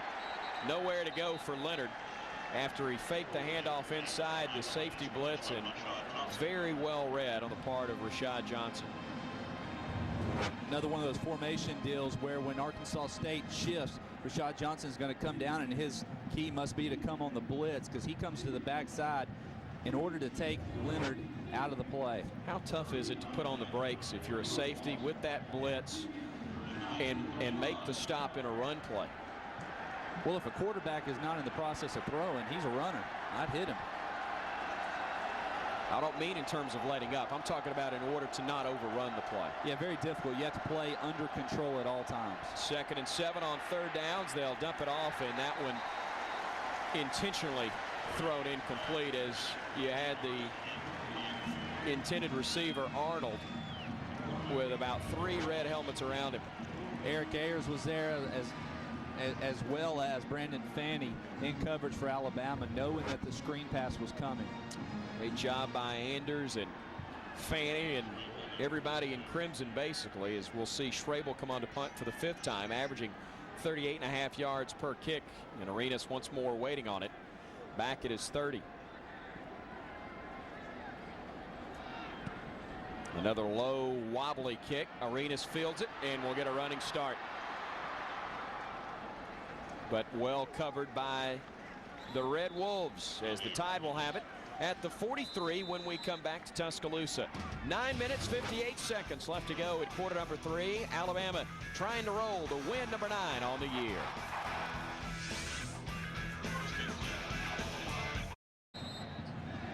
Along with Tyler Watts, I'm Chris Stewart with you here at Bryant-Denny Stadium. 1st and 10 Crimson Tide. It's the 2nd-ranked team in America. Tries to add to its 21-0 lead. Wilson had plenty of time. Now he'll have to tuck it and run. and fights to get out of bounds after a gain of a couple of yards. Had a lot of time initially, Tyler, but then things broke down in a hurry. Yeah, it looks like Arkansas State is also putting a little spy backer in there to kind of monitor and make sure that Wilson doesn't just run loose and wild, and they're doing a good job of converging back down on him when he does pull it down. A lot of times the numbers tell the truth. Those stats will lie on occasion, such as time of possession of this one. Arkansas State has had the ball 18 minutes 11 seconds prior to this drive for Alabama at 16:51. But I'll take 249 yards of total offense over 71 any day. Ingram with running room inside the 45 and down to the Arkansas State 41.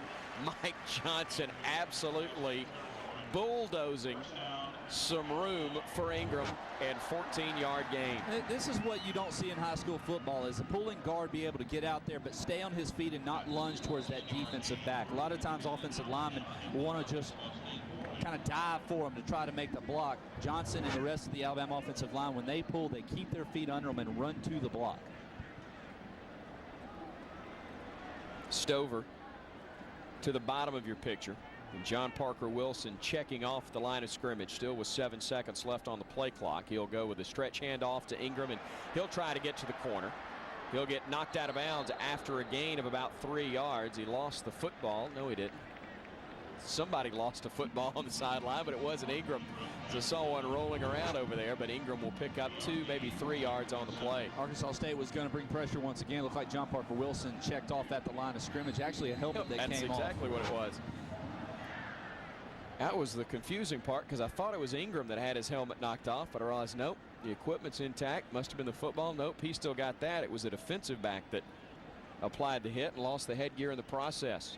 You know, managing your team as a quarterback is every bit as important as how accurate you are on your passes or what you're doing offensively. Getting your guys in the right play.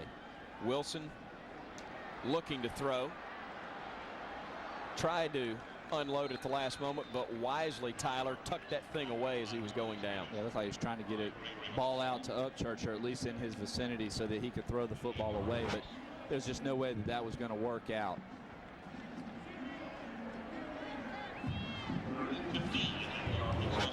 Well, they came in with 21 sacks on the year, and they have added to that total an 8-yard loss on that play. And the Tide will be faced with 3rd down and 14. 3rd sack of the game by the Red Wolves, forcing Alabama to the 3rd and long. They'll bring pressure again. Wilson will try and dump it off, and in and out of the hands of McCoy. And so the Tide will have to punt. Again, we talked about it. A big play defense. They're going to give up some yardage, but they will come up with a sack and then follow it up with a quarterback pressure here that will allow their offense to get the ball back again. Looks like he's just trying to hit McCoy on a crossing route, try to pick up some yards, possibly give Alabama an opportunity for a long field goal. This is the 2nd punt of the game upcoming from Fitzgerald. Beautiful high spiraling kick, but unfortunately for the Tide, it will carry all the way into the end zone. And that touchback is the 4th of the year off the foot of Fitzgerald. 45 yards on the punt, but the Red Wolves will have it at their own 20 when we come back to Tuscaloosa. Crimson Tide still rolling, though, 21-0 midway through the 3rd. Crimson Tide ranked number 2 in America. And again, the talk all week long among fans and media had been about next week's game. When you get back into conference play, and Coach Saban himself said he doesn't like the non-conference games like this that split things up. When you get on a roll and you get going in conference play, it's tough to have a matchup like this, especially against a team such as Arkansas State that does present some problems. Yeah, it's a dangerous team. It's not just a pushover that you're playing with the Red Wolves here today. You hate it. It's kind of like an off week late in the season. Sometimes you need it. You have to have homecoming. You have to play an opponent like Arkansas State, but it is scary because it's tough to get your team fired up about it, but it's even more difficult when they're an opponent like Arkansas State who can beat you. And the Red Wolves, not strangers at all playing SEC teams. Steve Roberts, the head coach in his 7th year there in Jonesboro, not the best of records all time. for the Red Wolves back in 1915, the only victory for Arkansas State. 1st and 10 for the Red Wolves from their own 20-yard line. Leonard just 3 of 7 for 17 yards passing, but they've had more success on the ground. They just haven't been able to sustain that for very long at all as Reggie Arnold gets the carry, and he's had a handful of carries over 5 yards, Tyler, but they're not able to follow that up very much, even though that one goes for 11 in the first down. Yeah, it's been difficult for him to follow up 2 plays in a row and be able to take advantage of it. Of course, we've seen a lot of 2nd and short type situations that it's actually taken them a 3rd down to be able to convert the 1st down. Bama showing blitz, and they pay off as once again Reggie Arnold gets the call, but nowhere to go. Brandon Fanny, the first man to greet him. Lando McClain coming in as well, is able to avoid the pulling guard Drew Hilton for Arkansas State and get into the backfield and get right on Arnold. So a loss of a ½ yard on the play. 2nd down and long upcoming for an Arkansas State squad that offensively has been averaging this season 435 yards of total offense, but held under 100 thus far in the game. 2nd and 11. Pass dropped. Try to connect with Kevin Jones, but Javier Arenas was there to break it up for the Tide. Alabama playing an off coverage on Jones. He's trying to work that slant route, and the route was open. The ball just comes out of his hand. Good coverage, though. They converged on the route very quickly. 3rd and 11. 3rd down has not been very kind to the Red Wolves today. On the year, they had been converting 33%, but only 2 of 8 on 3rd down tries so far today. Leonard looking. Pass over the intended receiver, Kevin Jones. Once again, Arenas was with him step for step, and the Red Wolves will have to punt again. Jones actually didn't even run the route deep enough to pick up the 1st down, so even if the ball had been lower and he'd been able to catch it, still would have been short of the 1st down. Arenas doing a good job of keeping everything in front of him. 6th punt of the day upcoming. Brett Schrabel has averaged almost 38 yards per kick. He's had some low line drives, and Arenas has come very close to breaking a big one. Let's see if he does so again. That one a bit higher, and Arenas got hit as he made the grab. Actually, Tyler, before the catch was made, and yet he still held on to the football. Cordarius Mingo ran into him. Pretty good concentration to get hit and then make the catch. Yeah, well, 43 yards on the punt. You imagine some of those conversations he's had the past 2 weeks coming over to the sideline. You want to make sure he showed him he can still do it. Ken Williamson, our referee.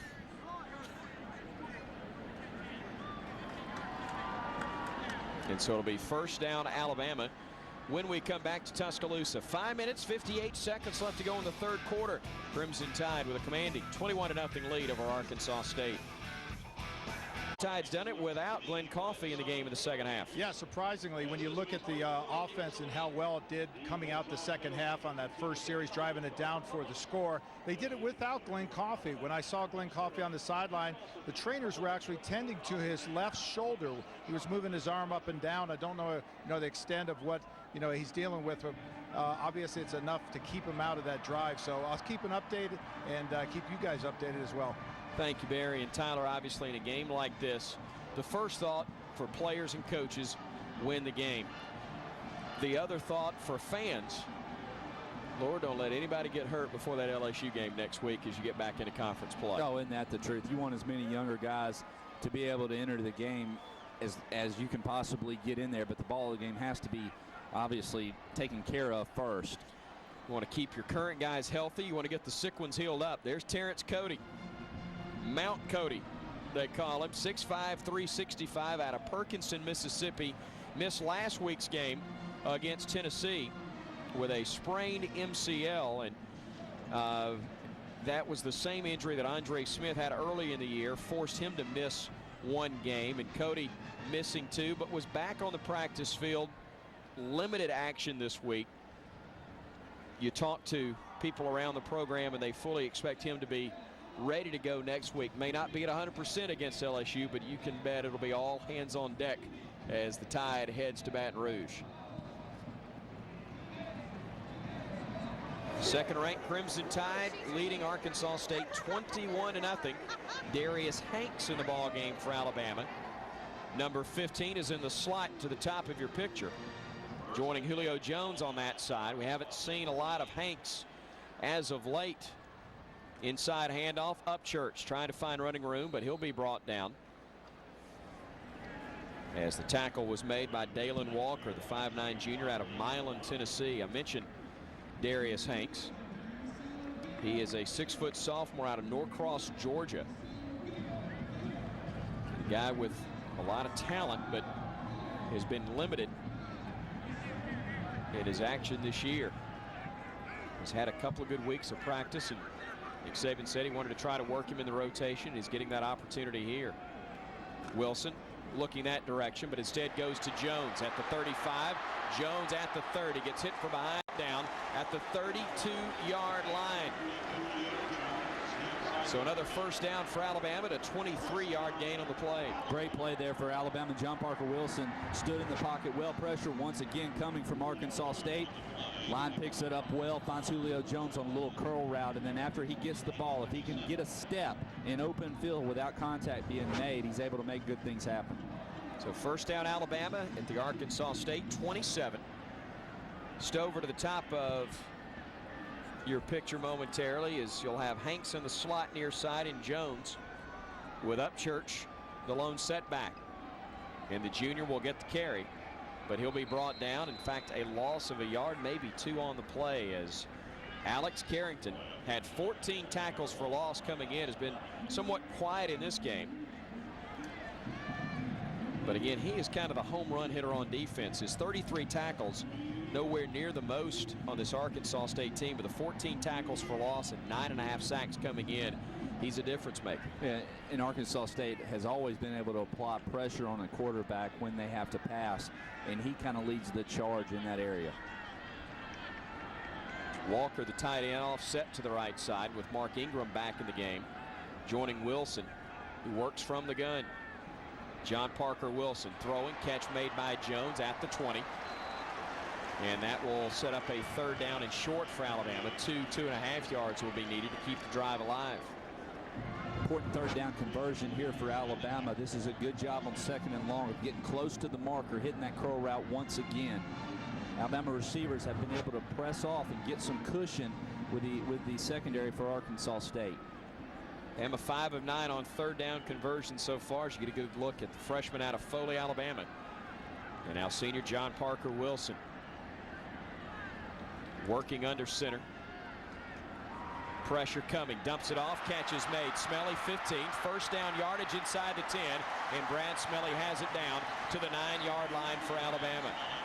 Third catch for the freshman out of American Christian Academy right here in Tuscaloosa. He didn't see action for the first time until just 2 weeks ago. But he has come in and been a great asset for this Alabama receiving corps. Kind of a smaller tight end, but he's got great hands and great vision, knows how to get open. You see him pull in the haul in the catch. First make sure he has the catch in the first down, then try to get more yardage. 6'3", 218 with a good bit of strength and some speed. Again, not your prototypical tight end. Rangy guy who picks up 12 yards. Now Ingram right up the gut, tripped up as he crosses the 5 down to the 4-yard line. They'll say he touched back at the 5, and it'll be second down and goal from there. Right up the middle once again. You see that push by the offensive line, just controlling that line of scrimmage.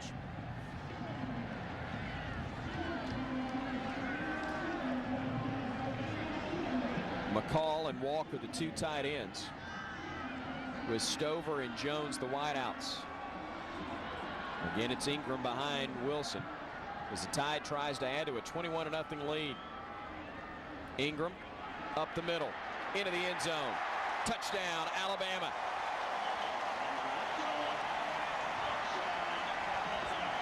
Ingram with his second touchdown run, actually his first touchdown run of the day, excuse me.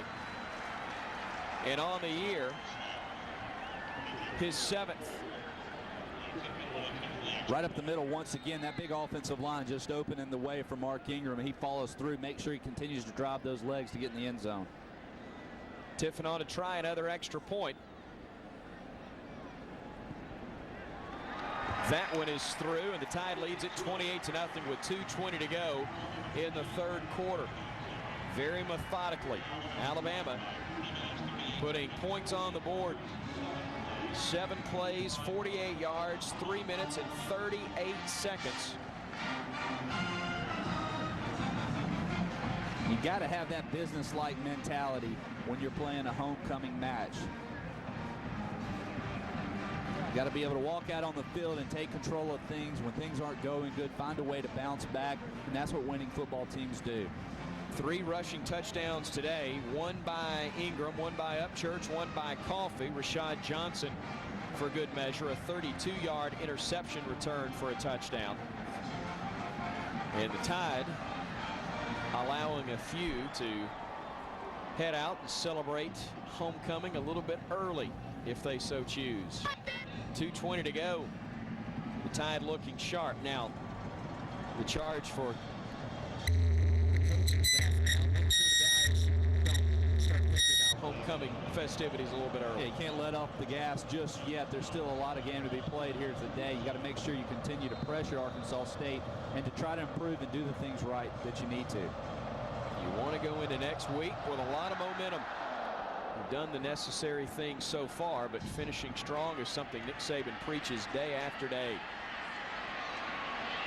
Great job in special teams coverage there. Marquise Johnson making the stop after a 15-yard return by Arkansas State, and that's where the Red Wolves will start 1st and 10 with 2:12 to go in the third quarter. And that's an area that has improved in recent weeks. Tyler, kickoff coverage a bit weak to start the year, but you're seeing a lot of the young guys who were on that special teams or the kickoff coverage unit early start to mature, understand, and develop, and that has become a much stronger area for Alabama. They are flying down the football field trying to make tackles, but they're also doing a much better job of staying in their lanes and breaking down, and just they don't have to make the tackle at the 15, just getting in position to make the tackle. Corey Leonard, the quarterback's been chased all day and is so again. That catch is made and running room down the left sideline.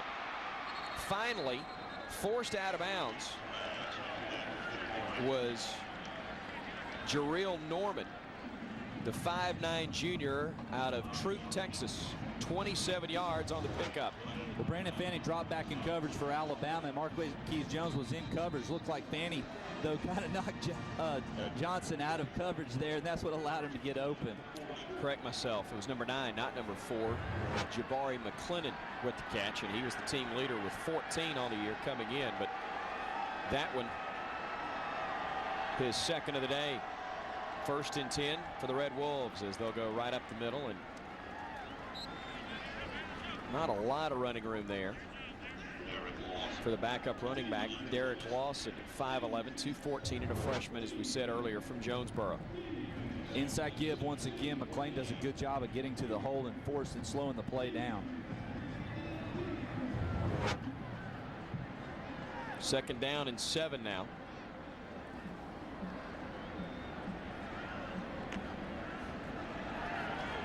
That'll help increase your numbers, as Leonard had only 17 yards passing for the day before that 27-yard completion. The ball up near midfield, and now we've got a flag on the play. Haven't seen many of those this afternoon. Prior to the snap, false start on the offense, number 61.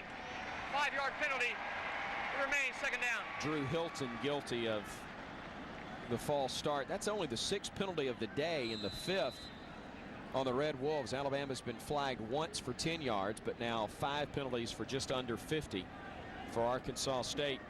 Backs them up, and they'll have 2nd and 11. That is tough for an offense that's struggling to have success. You pick up 5 or 6 on 1st down and then promptly give it right back with a penalty. Bouncing off tacklers is Lawson, and he'll get to midfield and just on the Alabama side of the 50 before Rashad Johnson brings him down. It'll be third down and about 4 yards for the first. Looked like Bama had him wrapped up. Yeah, Hightower did a good job of getting there and filling in on the hole, but Lawson just remained patient and allowed for another hole to open up. Body's there, but nobody wrapped him up. Third down and 3. As the Red Wolves are just 2 of 9 on third down tries so far this year. Their next play will come in the fourth quarter. Arkansas State trailing Alabama 28-0 as we head to the fourth quarter here in Tuscaloosa. Alabama trying to roll to its 9th victory of the season. The second-ranked Crimson Tide 15 minutes away from moving to 9-0 on the year and setting up the showdown next week in Baton Rouge with a chance to clinch the SEC Western Division crown. But Nick Saban wants to see his Crimson Tide squad finish strong here in the fourth quarter. That pass broken up, and now they're going to throw the flag. Like Ali Sharif had knocked it away, and he did so, but the officials say in the process got a hand on the defensive back, or on the wide receiver, excuse me. Pass interference on the defense, number 26. The penalty will place the ball at the spot of the foul and includes an automatic first down. Not certain Nick Saban agreed with the call, as he did not protest too vehemently, or it didn't seem too upset, I should say, with Sharif as he came off the field. Yeah. He liked the effort anyway. He's in position. Sometimes you'll see a lot of defensive backs just get caught for not with the hand that's going after the ball, but the one that's on the receiver. Looking up top for Jones, and there is nobody there wearing a white jersey. Kareem Jackson and Rashad Johnson of Alabama are actually closer to the football than Kevin Jones, who is the intended receiver. Rashad Johnson had the interception earlier. That 32-yard return of the pick for a touchdown was the 4th touchdown scored by the Alabama defense this year. Javier Arenas and Justin Woodall returned interceptions for a score, and Rolando McClain recovered a fumble against Kentucky and waltzed into the end zone for a touchdown as well. So the Bama defense has been productive in terms of points for Alabama this year as well. Leonard, a little quick pass to Jones, and that will be good enough for a gain of about 3, maybe 4 yards, and set up third down once again for the Red Wolves. Still, I would consider this a third and long situation for Arkansas State, just trying to run a hitch route, try to get positive yards, get closer to the marker. But Alabama all afternoon has kept the plays in front. They're not allowing any of these Arkansas State receivers to get behind them for that big play. Arkansas State 2 of 9 third down conversions, 2 of 4 in the second half. Third and long 5 with less than a minute gone here in the fourth quarter. Quarterback draw, not much room. He got to the 36-yard line, but no further. And I think they're going to go for it here. You just about have to if you're Arkansas State, down by 4 touchdowns. Yeah, possessions are at a premium right now. Obviously points are, but possessions are as well, especially with the way Alabama's been able to run the football. They will continue to shorten this fourth quarter. So Arkansas State, every possession is going to have to go for it on fourth down if they're on their side of the 50. Arkansas State 3 of 6 on fourth down tries this year. Alabama defensively has allowed 9 of 17 fourth down conversions. A lot of teams forced to go for it late in the ballgame against Alabama this year. Pressure coming, pass is broken up and incomplete. Red Wolves wanted pass interference, but they didn't get it. Marcel Darius, the freshman out of Birmingham's Huffman High School, forcing Leonard to unload that one. It falls incomplete, and the Tide will take over on downs. 13-17 left to go in the fourth quarter. It's all Alabama. 28-0, Crimson Tide on top. Some other key matchups around the country, but that one between Florida and Georgia, one that certainly a lot of people are watching. Marcel Darius, one of those young players that Tide fans have been watching this year out of Huffman High School, giving Alabama much needed depth along the defensive front. Has played very well. Doesn't have great numbers, but has really stepped things up as of late. He'll get credit for a quarterback hurry on that last play.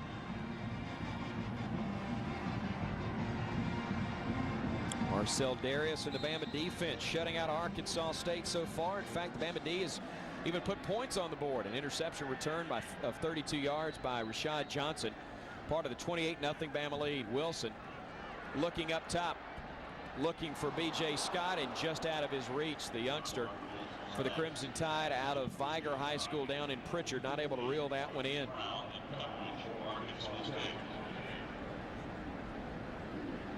Saban looking a bit agitated. The offense has put 21 points on the board, but at times has been a bit erratic. Well, it's so frustrating as a coach when you're so close so many times. Another one of those plays where if he lasers it in there, the ball's going to get interception. He has to do exactly what he did, which was put a little air in there to try to touch pass it in there.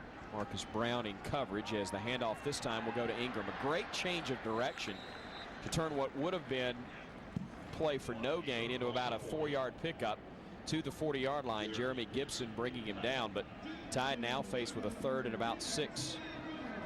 And all of these third down conversions are very important here in the fourth quarter. You're wanting to continue to chew up the clock. You want your offense out there on the field able and putting themselves in a position to put points on the board. You don't want to just go 3 and out and punt the ball away. That veteran line in there, but you're seeing some new guys mixed into the passing game. Marquise Mays as Scott is in the slot near side, and Earl Alexander, who because of injuries has not seen a ton of time this year either. Wilson stepping up in the pocket, trying to avoid the rush, and now will just throw it out of bounds. And that's another good play, smart play on the part of Wilson. Still took a hit from Stanley Walkley, but was able to get enough separation that he could throw the incompletion. Trying to make something happen. There's going to be a point this year, and this isn't it obviously, where he gets out of the pocket. It's probably going to be better just to go ahead and lay down, take the loss of yards, but continue to run the clock. Not the arm strength. Yeah, I was just noticing that one away. He only threw it about 40 yards. With a flick of the wrist. Fitzgerald's third punt of the day will be fielded by Jones inside the 20, and Rashad Johnson will bring him down at around the 23. So the Red Wolves will have it 1st and 10 from there with 12:07 left to go.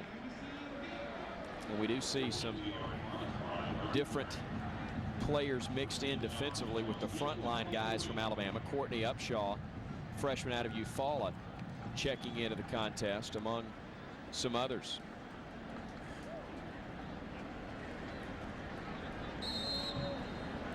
Hey, Jeff, you there? Injured Arkansas State player.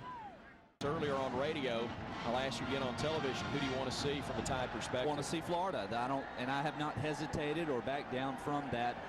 And it did not take me long to even come up with that conclusion, because I want to see how this Alabama team, if they continue to prove week in and week out, how they compare versus Florida. I want to see Alabama get a chance to beat up on Florida.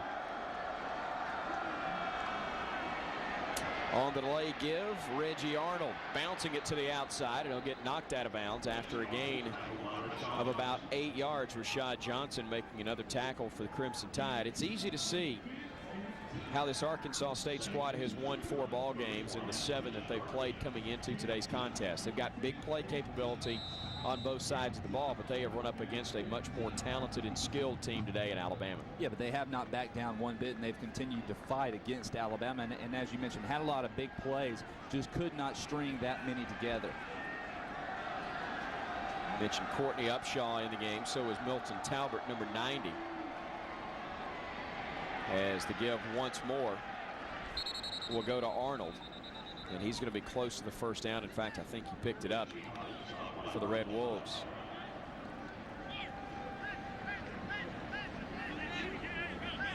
Not only have they failed to cross the goal line, but Arkansas State's only going to cross midfield one time. That was on the opening drive of the game.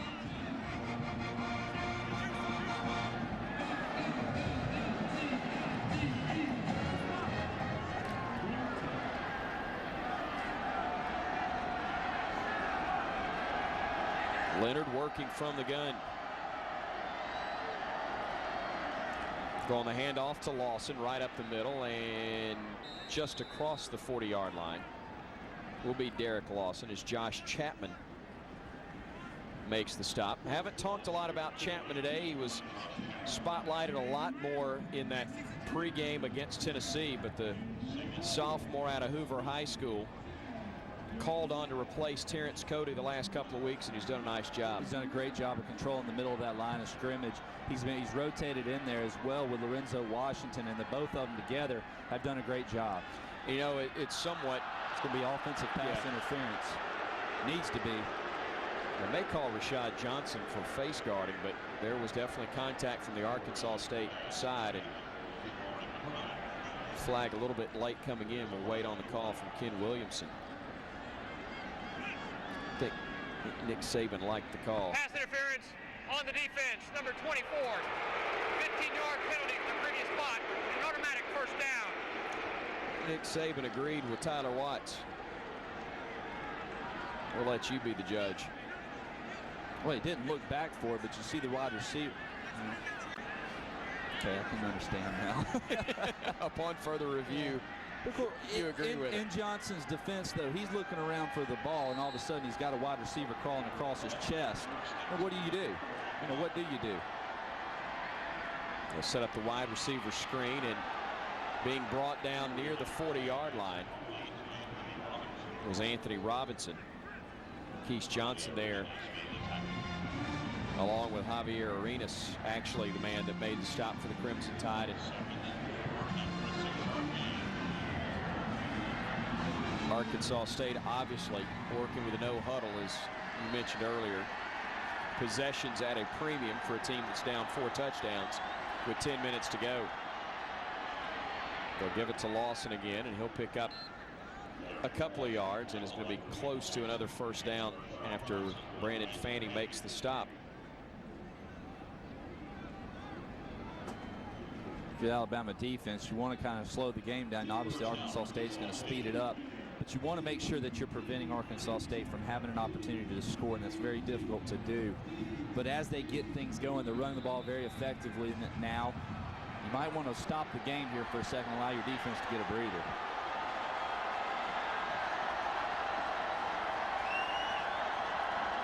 Leonard's starting to get the option attack going.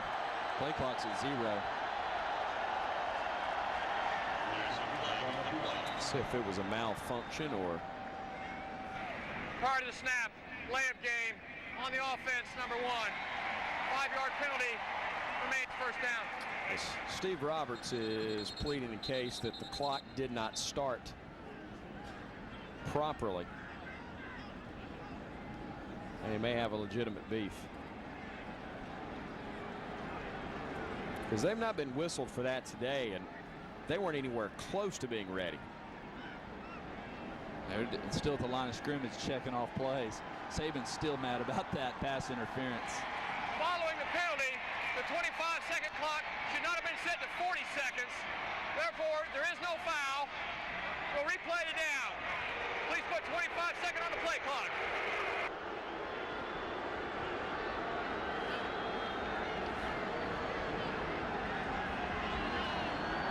Just the third penalty, or excuse me, 3 penalties on Alabama today, 33 yards. Arkansas State has been flagged 6 times for 54.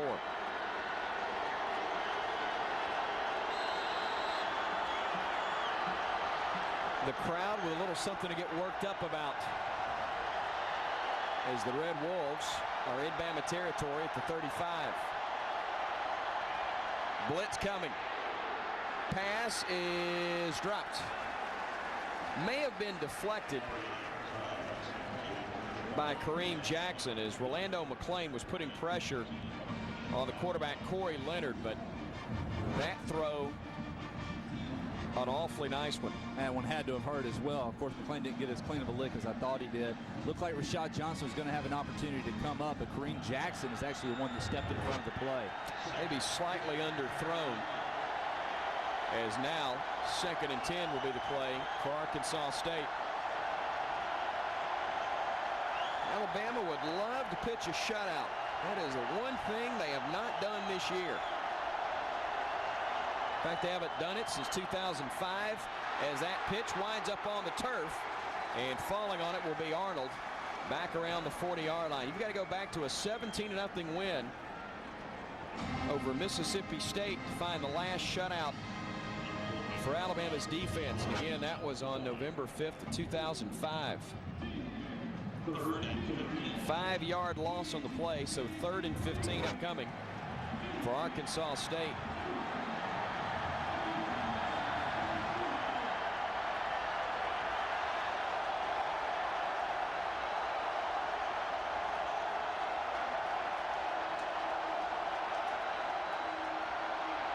Pressure coming, they get him again. Brandon Dederick with the sack, his 3rd of the year. And now it'll be 4th down and 20 for Arkansas State. Comes on the left side of your screen right there. It just speed rushes right by right by the left tackle for Arkansas State, Matt Mandich.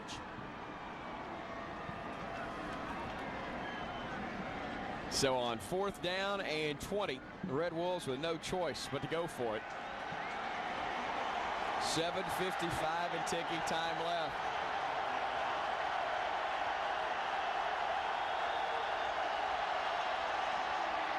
Leonard with pressure coming, and they get him again. Rolando McClain able to bring him down, and the Tide turns the Red Wolves away. Bama will take over on downs and have great field position when we come back. Alabama rolling over their homecoming visitors. What a company like a line. coach. Yeah, like a company line. Nick Saban's team leading 28-0. John Parker Wilson working under center with Upchurch, the lone setback. Play action. Wilson will scramble and look deep and throw it away. Jones was the initial target, but Brian Hall forced him to roll left, and that is something I assure you they'll be concerned about this week in practice. If Arkansas State's defensive front can cause the type of issues that they have, you better get it fixed before you head to Baton Rouge. Yeah, their front seven is very tough down there in LSU.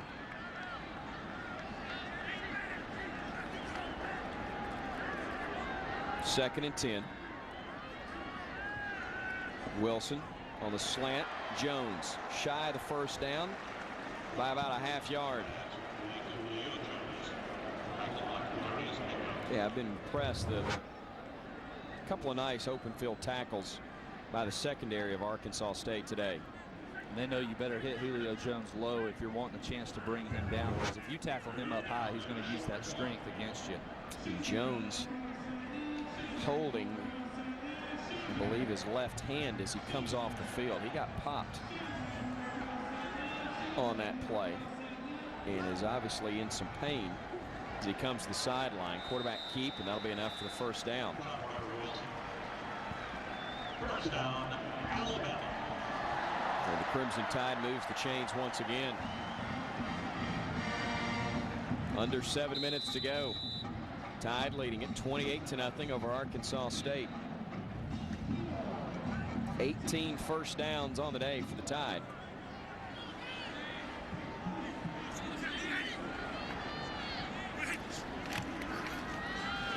Upchurch right up the gut and then knocked to the outside, but kept the legs churning, and he'll get it to the 29-yard line. Brian Hall again making the stop for the Red Wolves.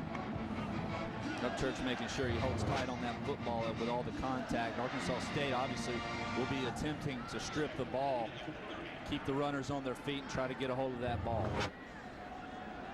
Gain of a couple on the play.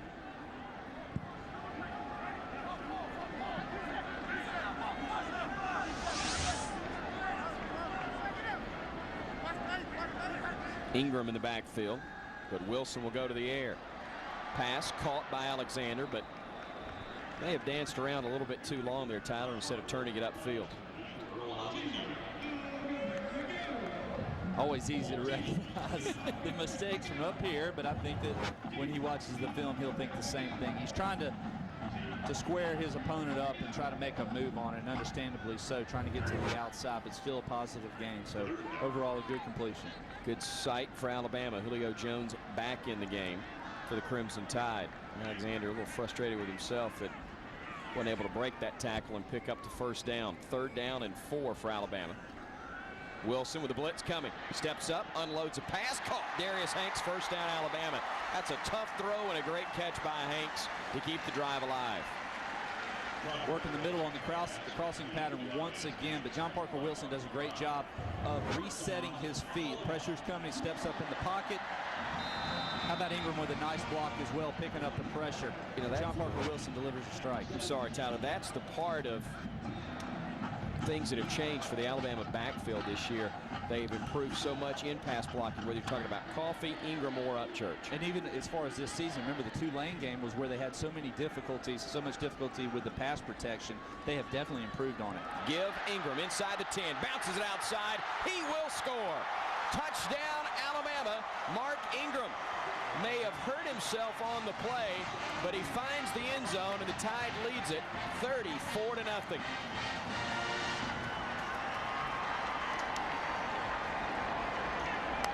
A delayed reaction, but Ingram will make his way off the field.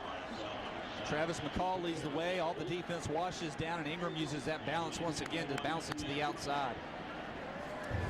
Trying to hurdle into the end zone, may have landed a bit awkwardly. Good job on 12 minutes right now. We have a 2-minute break. And hopefully just a slight sprain of something. 12 carries, 113 yards as Tiffin boots through another extra point. 2 touchdowns to go with 113 yards for Ingram on the day. What a great job by the offensive line taking control of this game, as well as your wide receivers. Julio Jones was a great block as well. Watch the end of this, Tyler. I think that's where he came up a bit gimpy. It's going into the end zone. Just landed a bit awkwardly. Probably rolled that ankle a little. He's in good hands right there. I know that.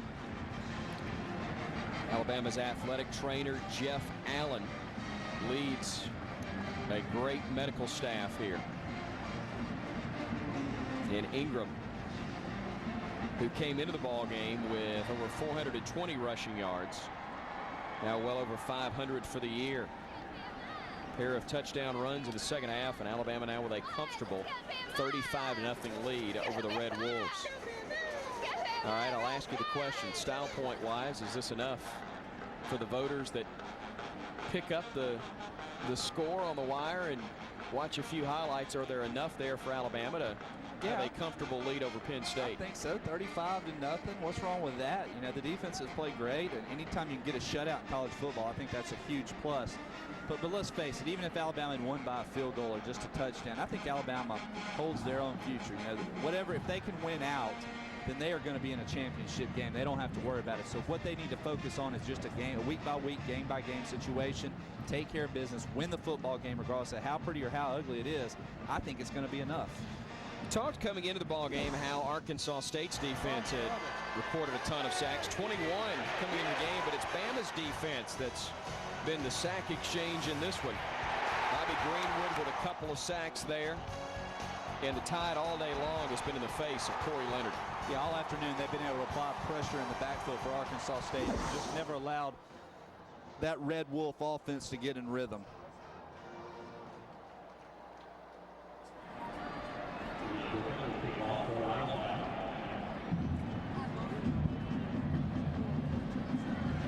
Rolando McClain and the Bama defense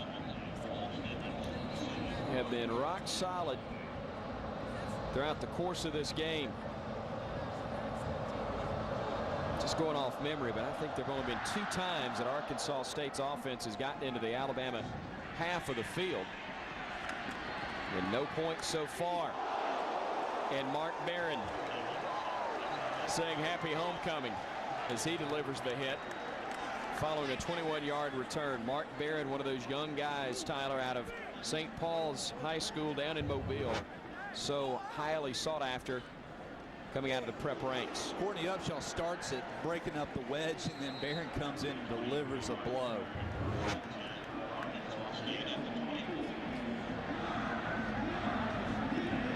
A lot of youngsters out there defensively now for Alabama. Jarrell Harris, number 5, out of Gadsden City High School. Getting a look at linebacker, he and Eric Anders in the game. Prince Hall in there. Charlie Higginbotham, the sophomore out of Mountain Brook High School, seeing action. Chris Rogers in the secondary, the junior out of Evangel Christian in Lakeland, Florida.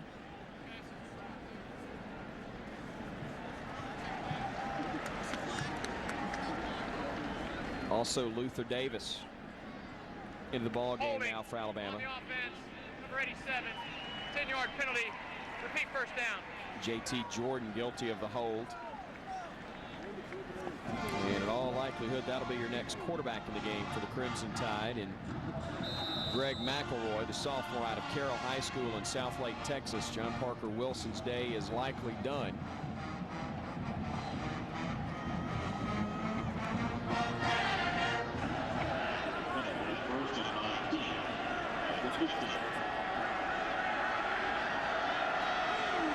Four minutes to go in this one.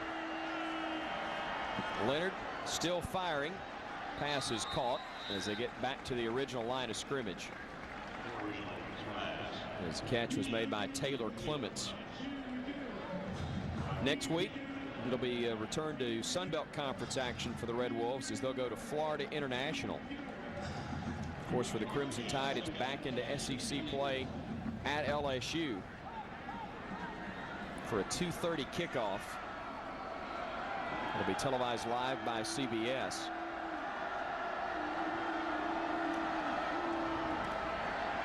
A lot of running room up the middle for Jermaine Robertson. Tuscaloosa native, seeing action against not only his home state but hometown team. He picks up good yardage. That is enough for the first down. Tyrone King brings pressure from the backside, but he has to check the quarterback. That prevents him from going down and making the tackle on the running back.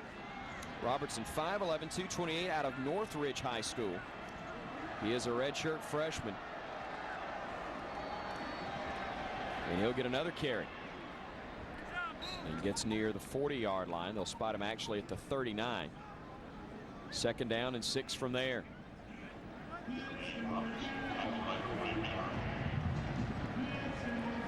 We mentioned in the open, but Alabama 2.5 minutes away from keeping one streak alive. That is 14 now consecutive wins as the number 2 ranked team in America. And thank goodness, ending an ugly one. Alabama had lost 9 consecutive games in the month of November. But with a win here today, Alabama will put that to rest. Granted, the road gets tougher as you move back into SEC play with a trip to LSU next weekend, a home game in 2 weeks against Mississippi State, an off week, and then the regular season finale against arch rival Auburn. You know, and Alabama has not had good success the last several years versus any of those teams. So these are games that Alabama is looking forward to playing regardless of what is at stake. So I don't think you're going to have a hard time getting this team focused on every game left on their schedule. Third and a couple. Give Robertson shy of the first down. Charlie Higginbotham with a stop. 4 tackles and a sack on the year coming into this game. And the white flag has been waved by Arkansas State as they'll call on Brett Schrabel to punt. Big stop for those guys coming off the field right now. Very impressive for that defense to go out there and shut down Arkansas State on 3rd and short. Arenas set to return for Alabama. He may have snuck out there without the coaches realizing it. Schrabel punting it to Javi, who will get clocked. Flag comes in. Thankfully, though, Arenas gets up. Stay down, Rock. Stay down.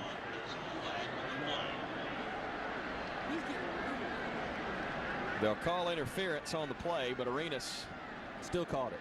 still made the catch. He may not be certain which time zone he's in. Opportunity to catch a kick. The kicking team, number 8. The penalty is 15 yards from the spot of the foul. 1st and 10. Because he's okay, there are a lot of smiles down on the field.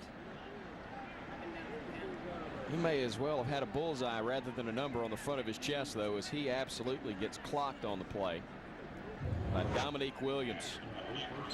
But Javi is all right. Had a big punt return last year against LSU. They need a similar effort this year if Tide is to pull off a victory at Tiger Stadium. Greg McElroy now in at quarterback, and Terry Grant is in the backfield. He needs just 8 yards to have 1,000 for his Alabama career. Won't get it today, though, as that is the final play of the ball game in all likelihood, with 30 seconds to go. A little rammer jammer.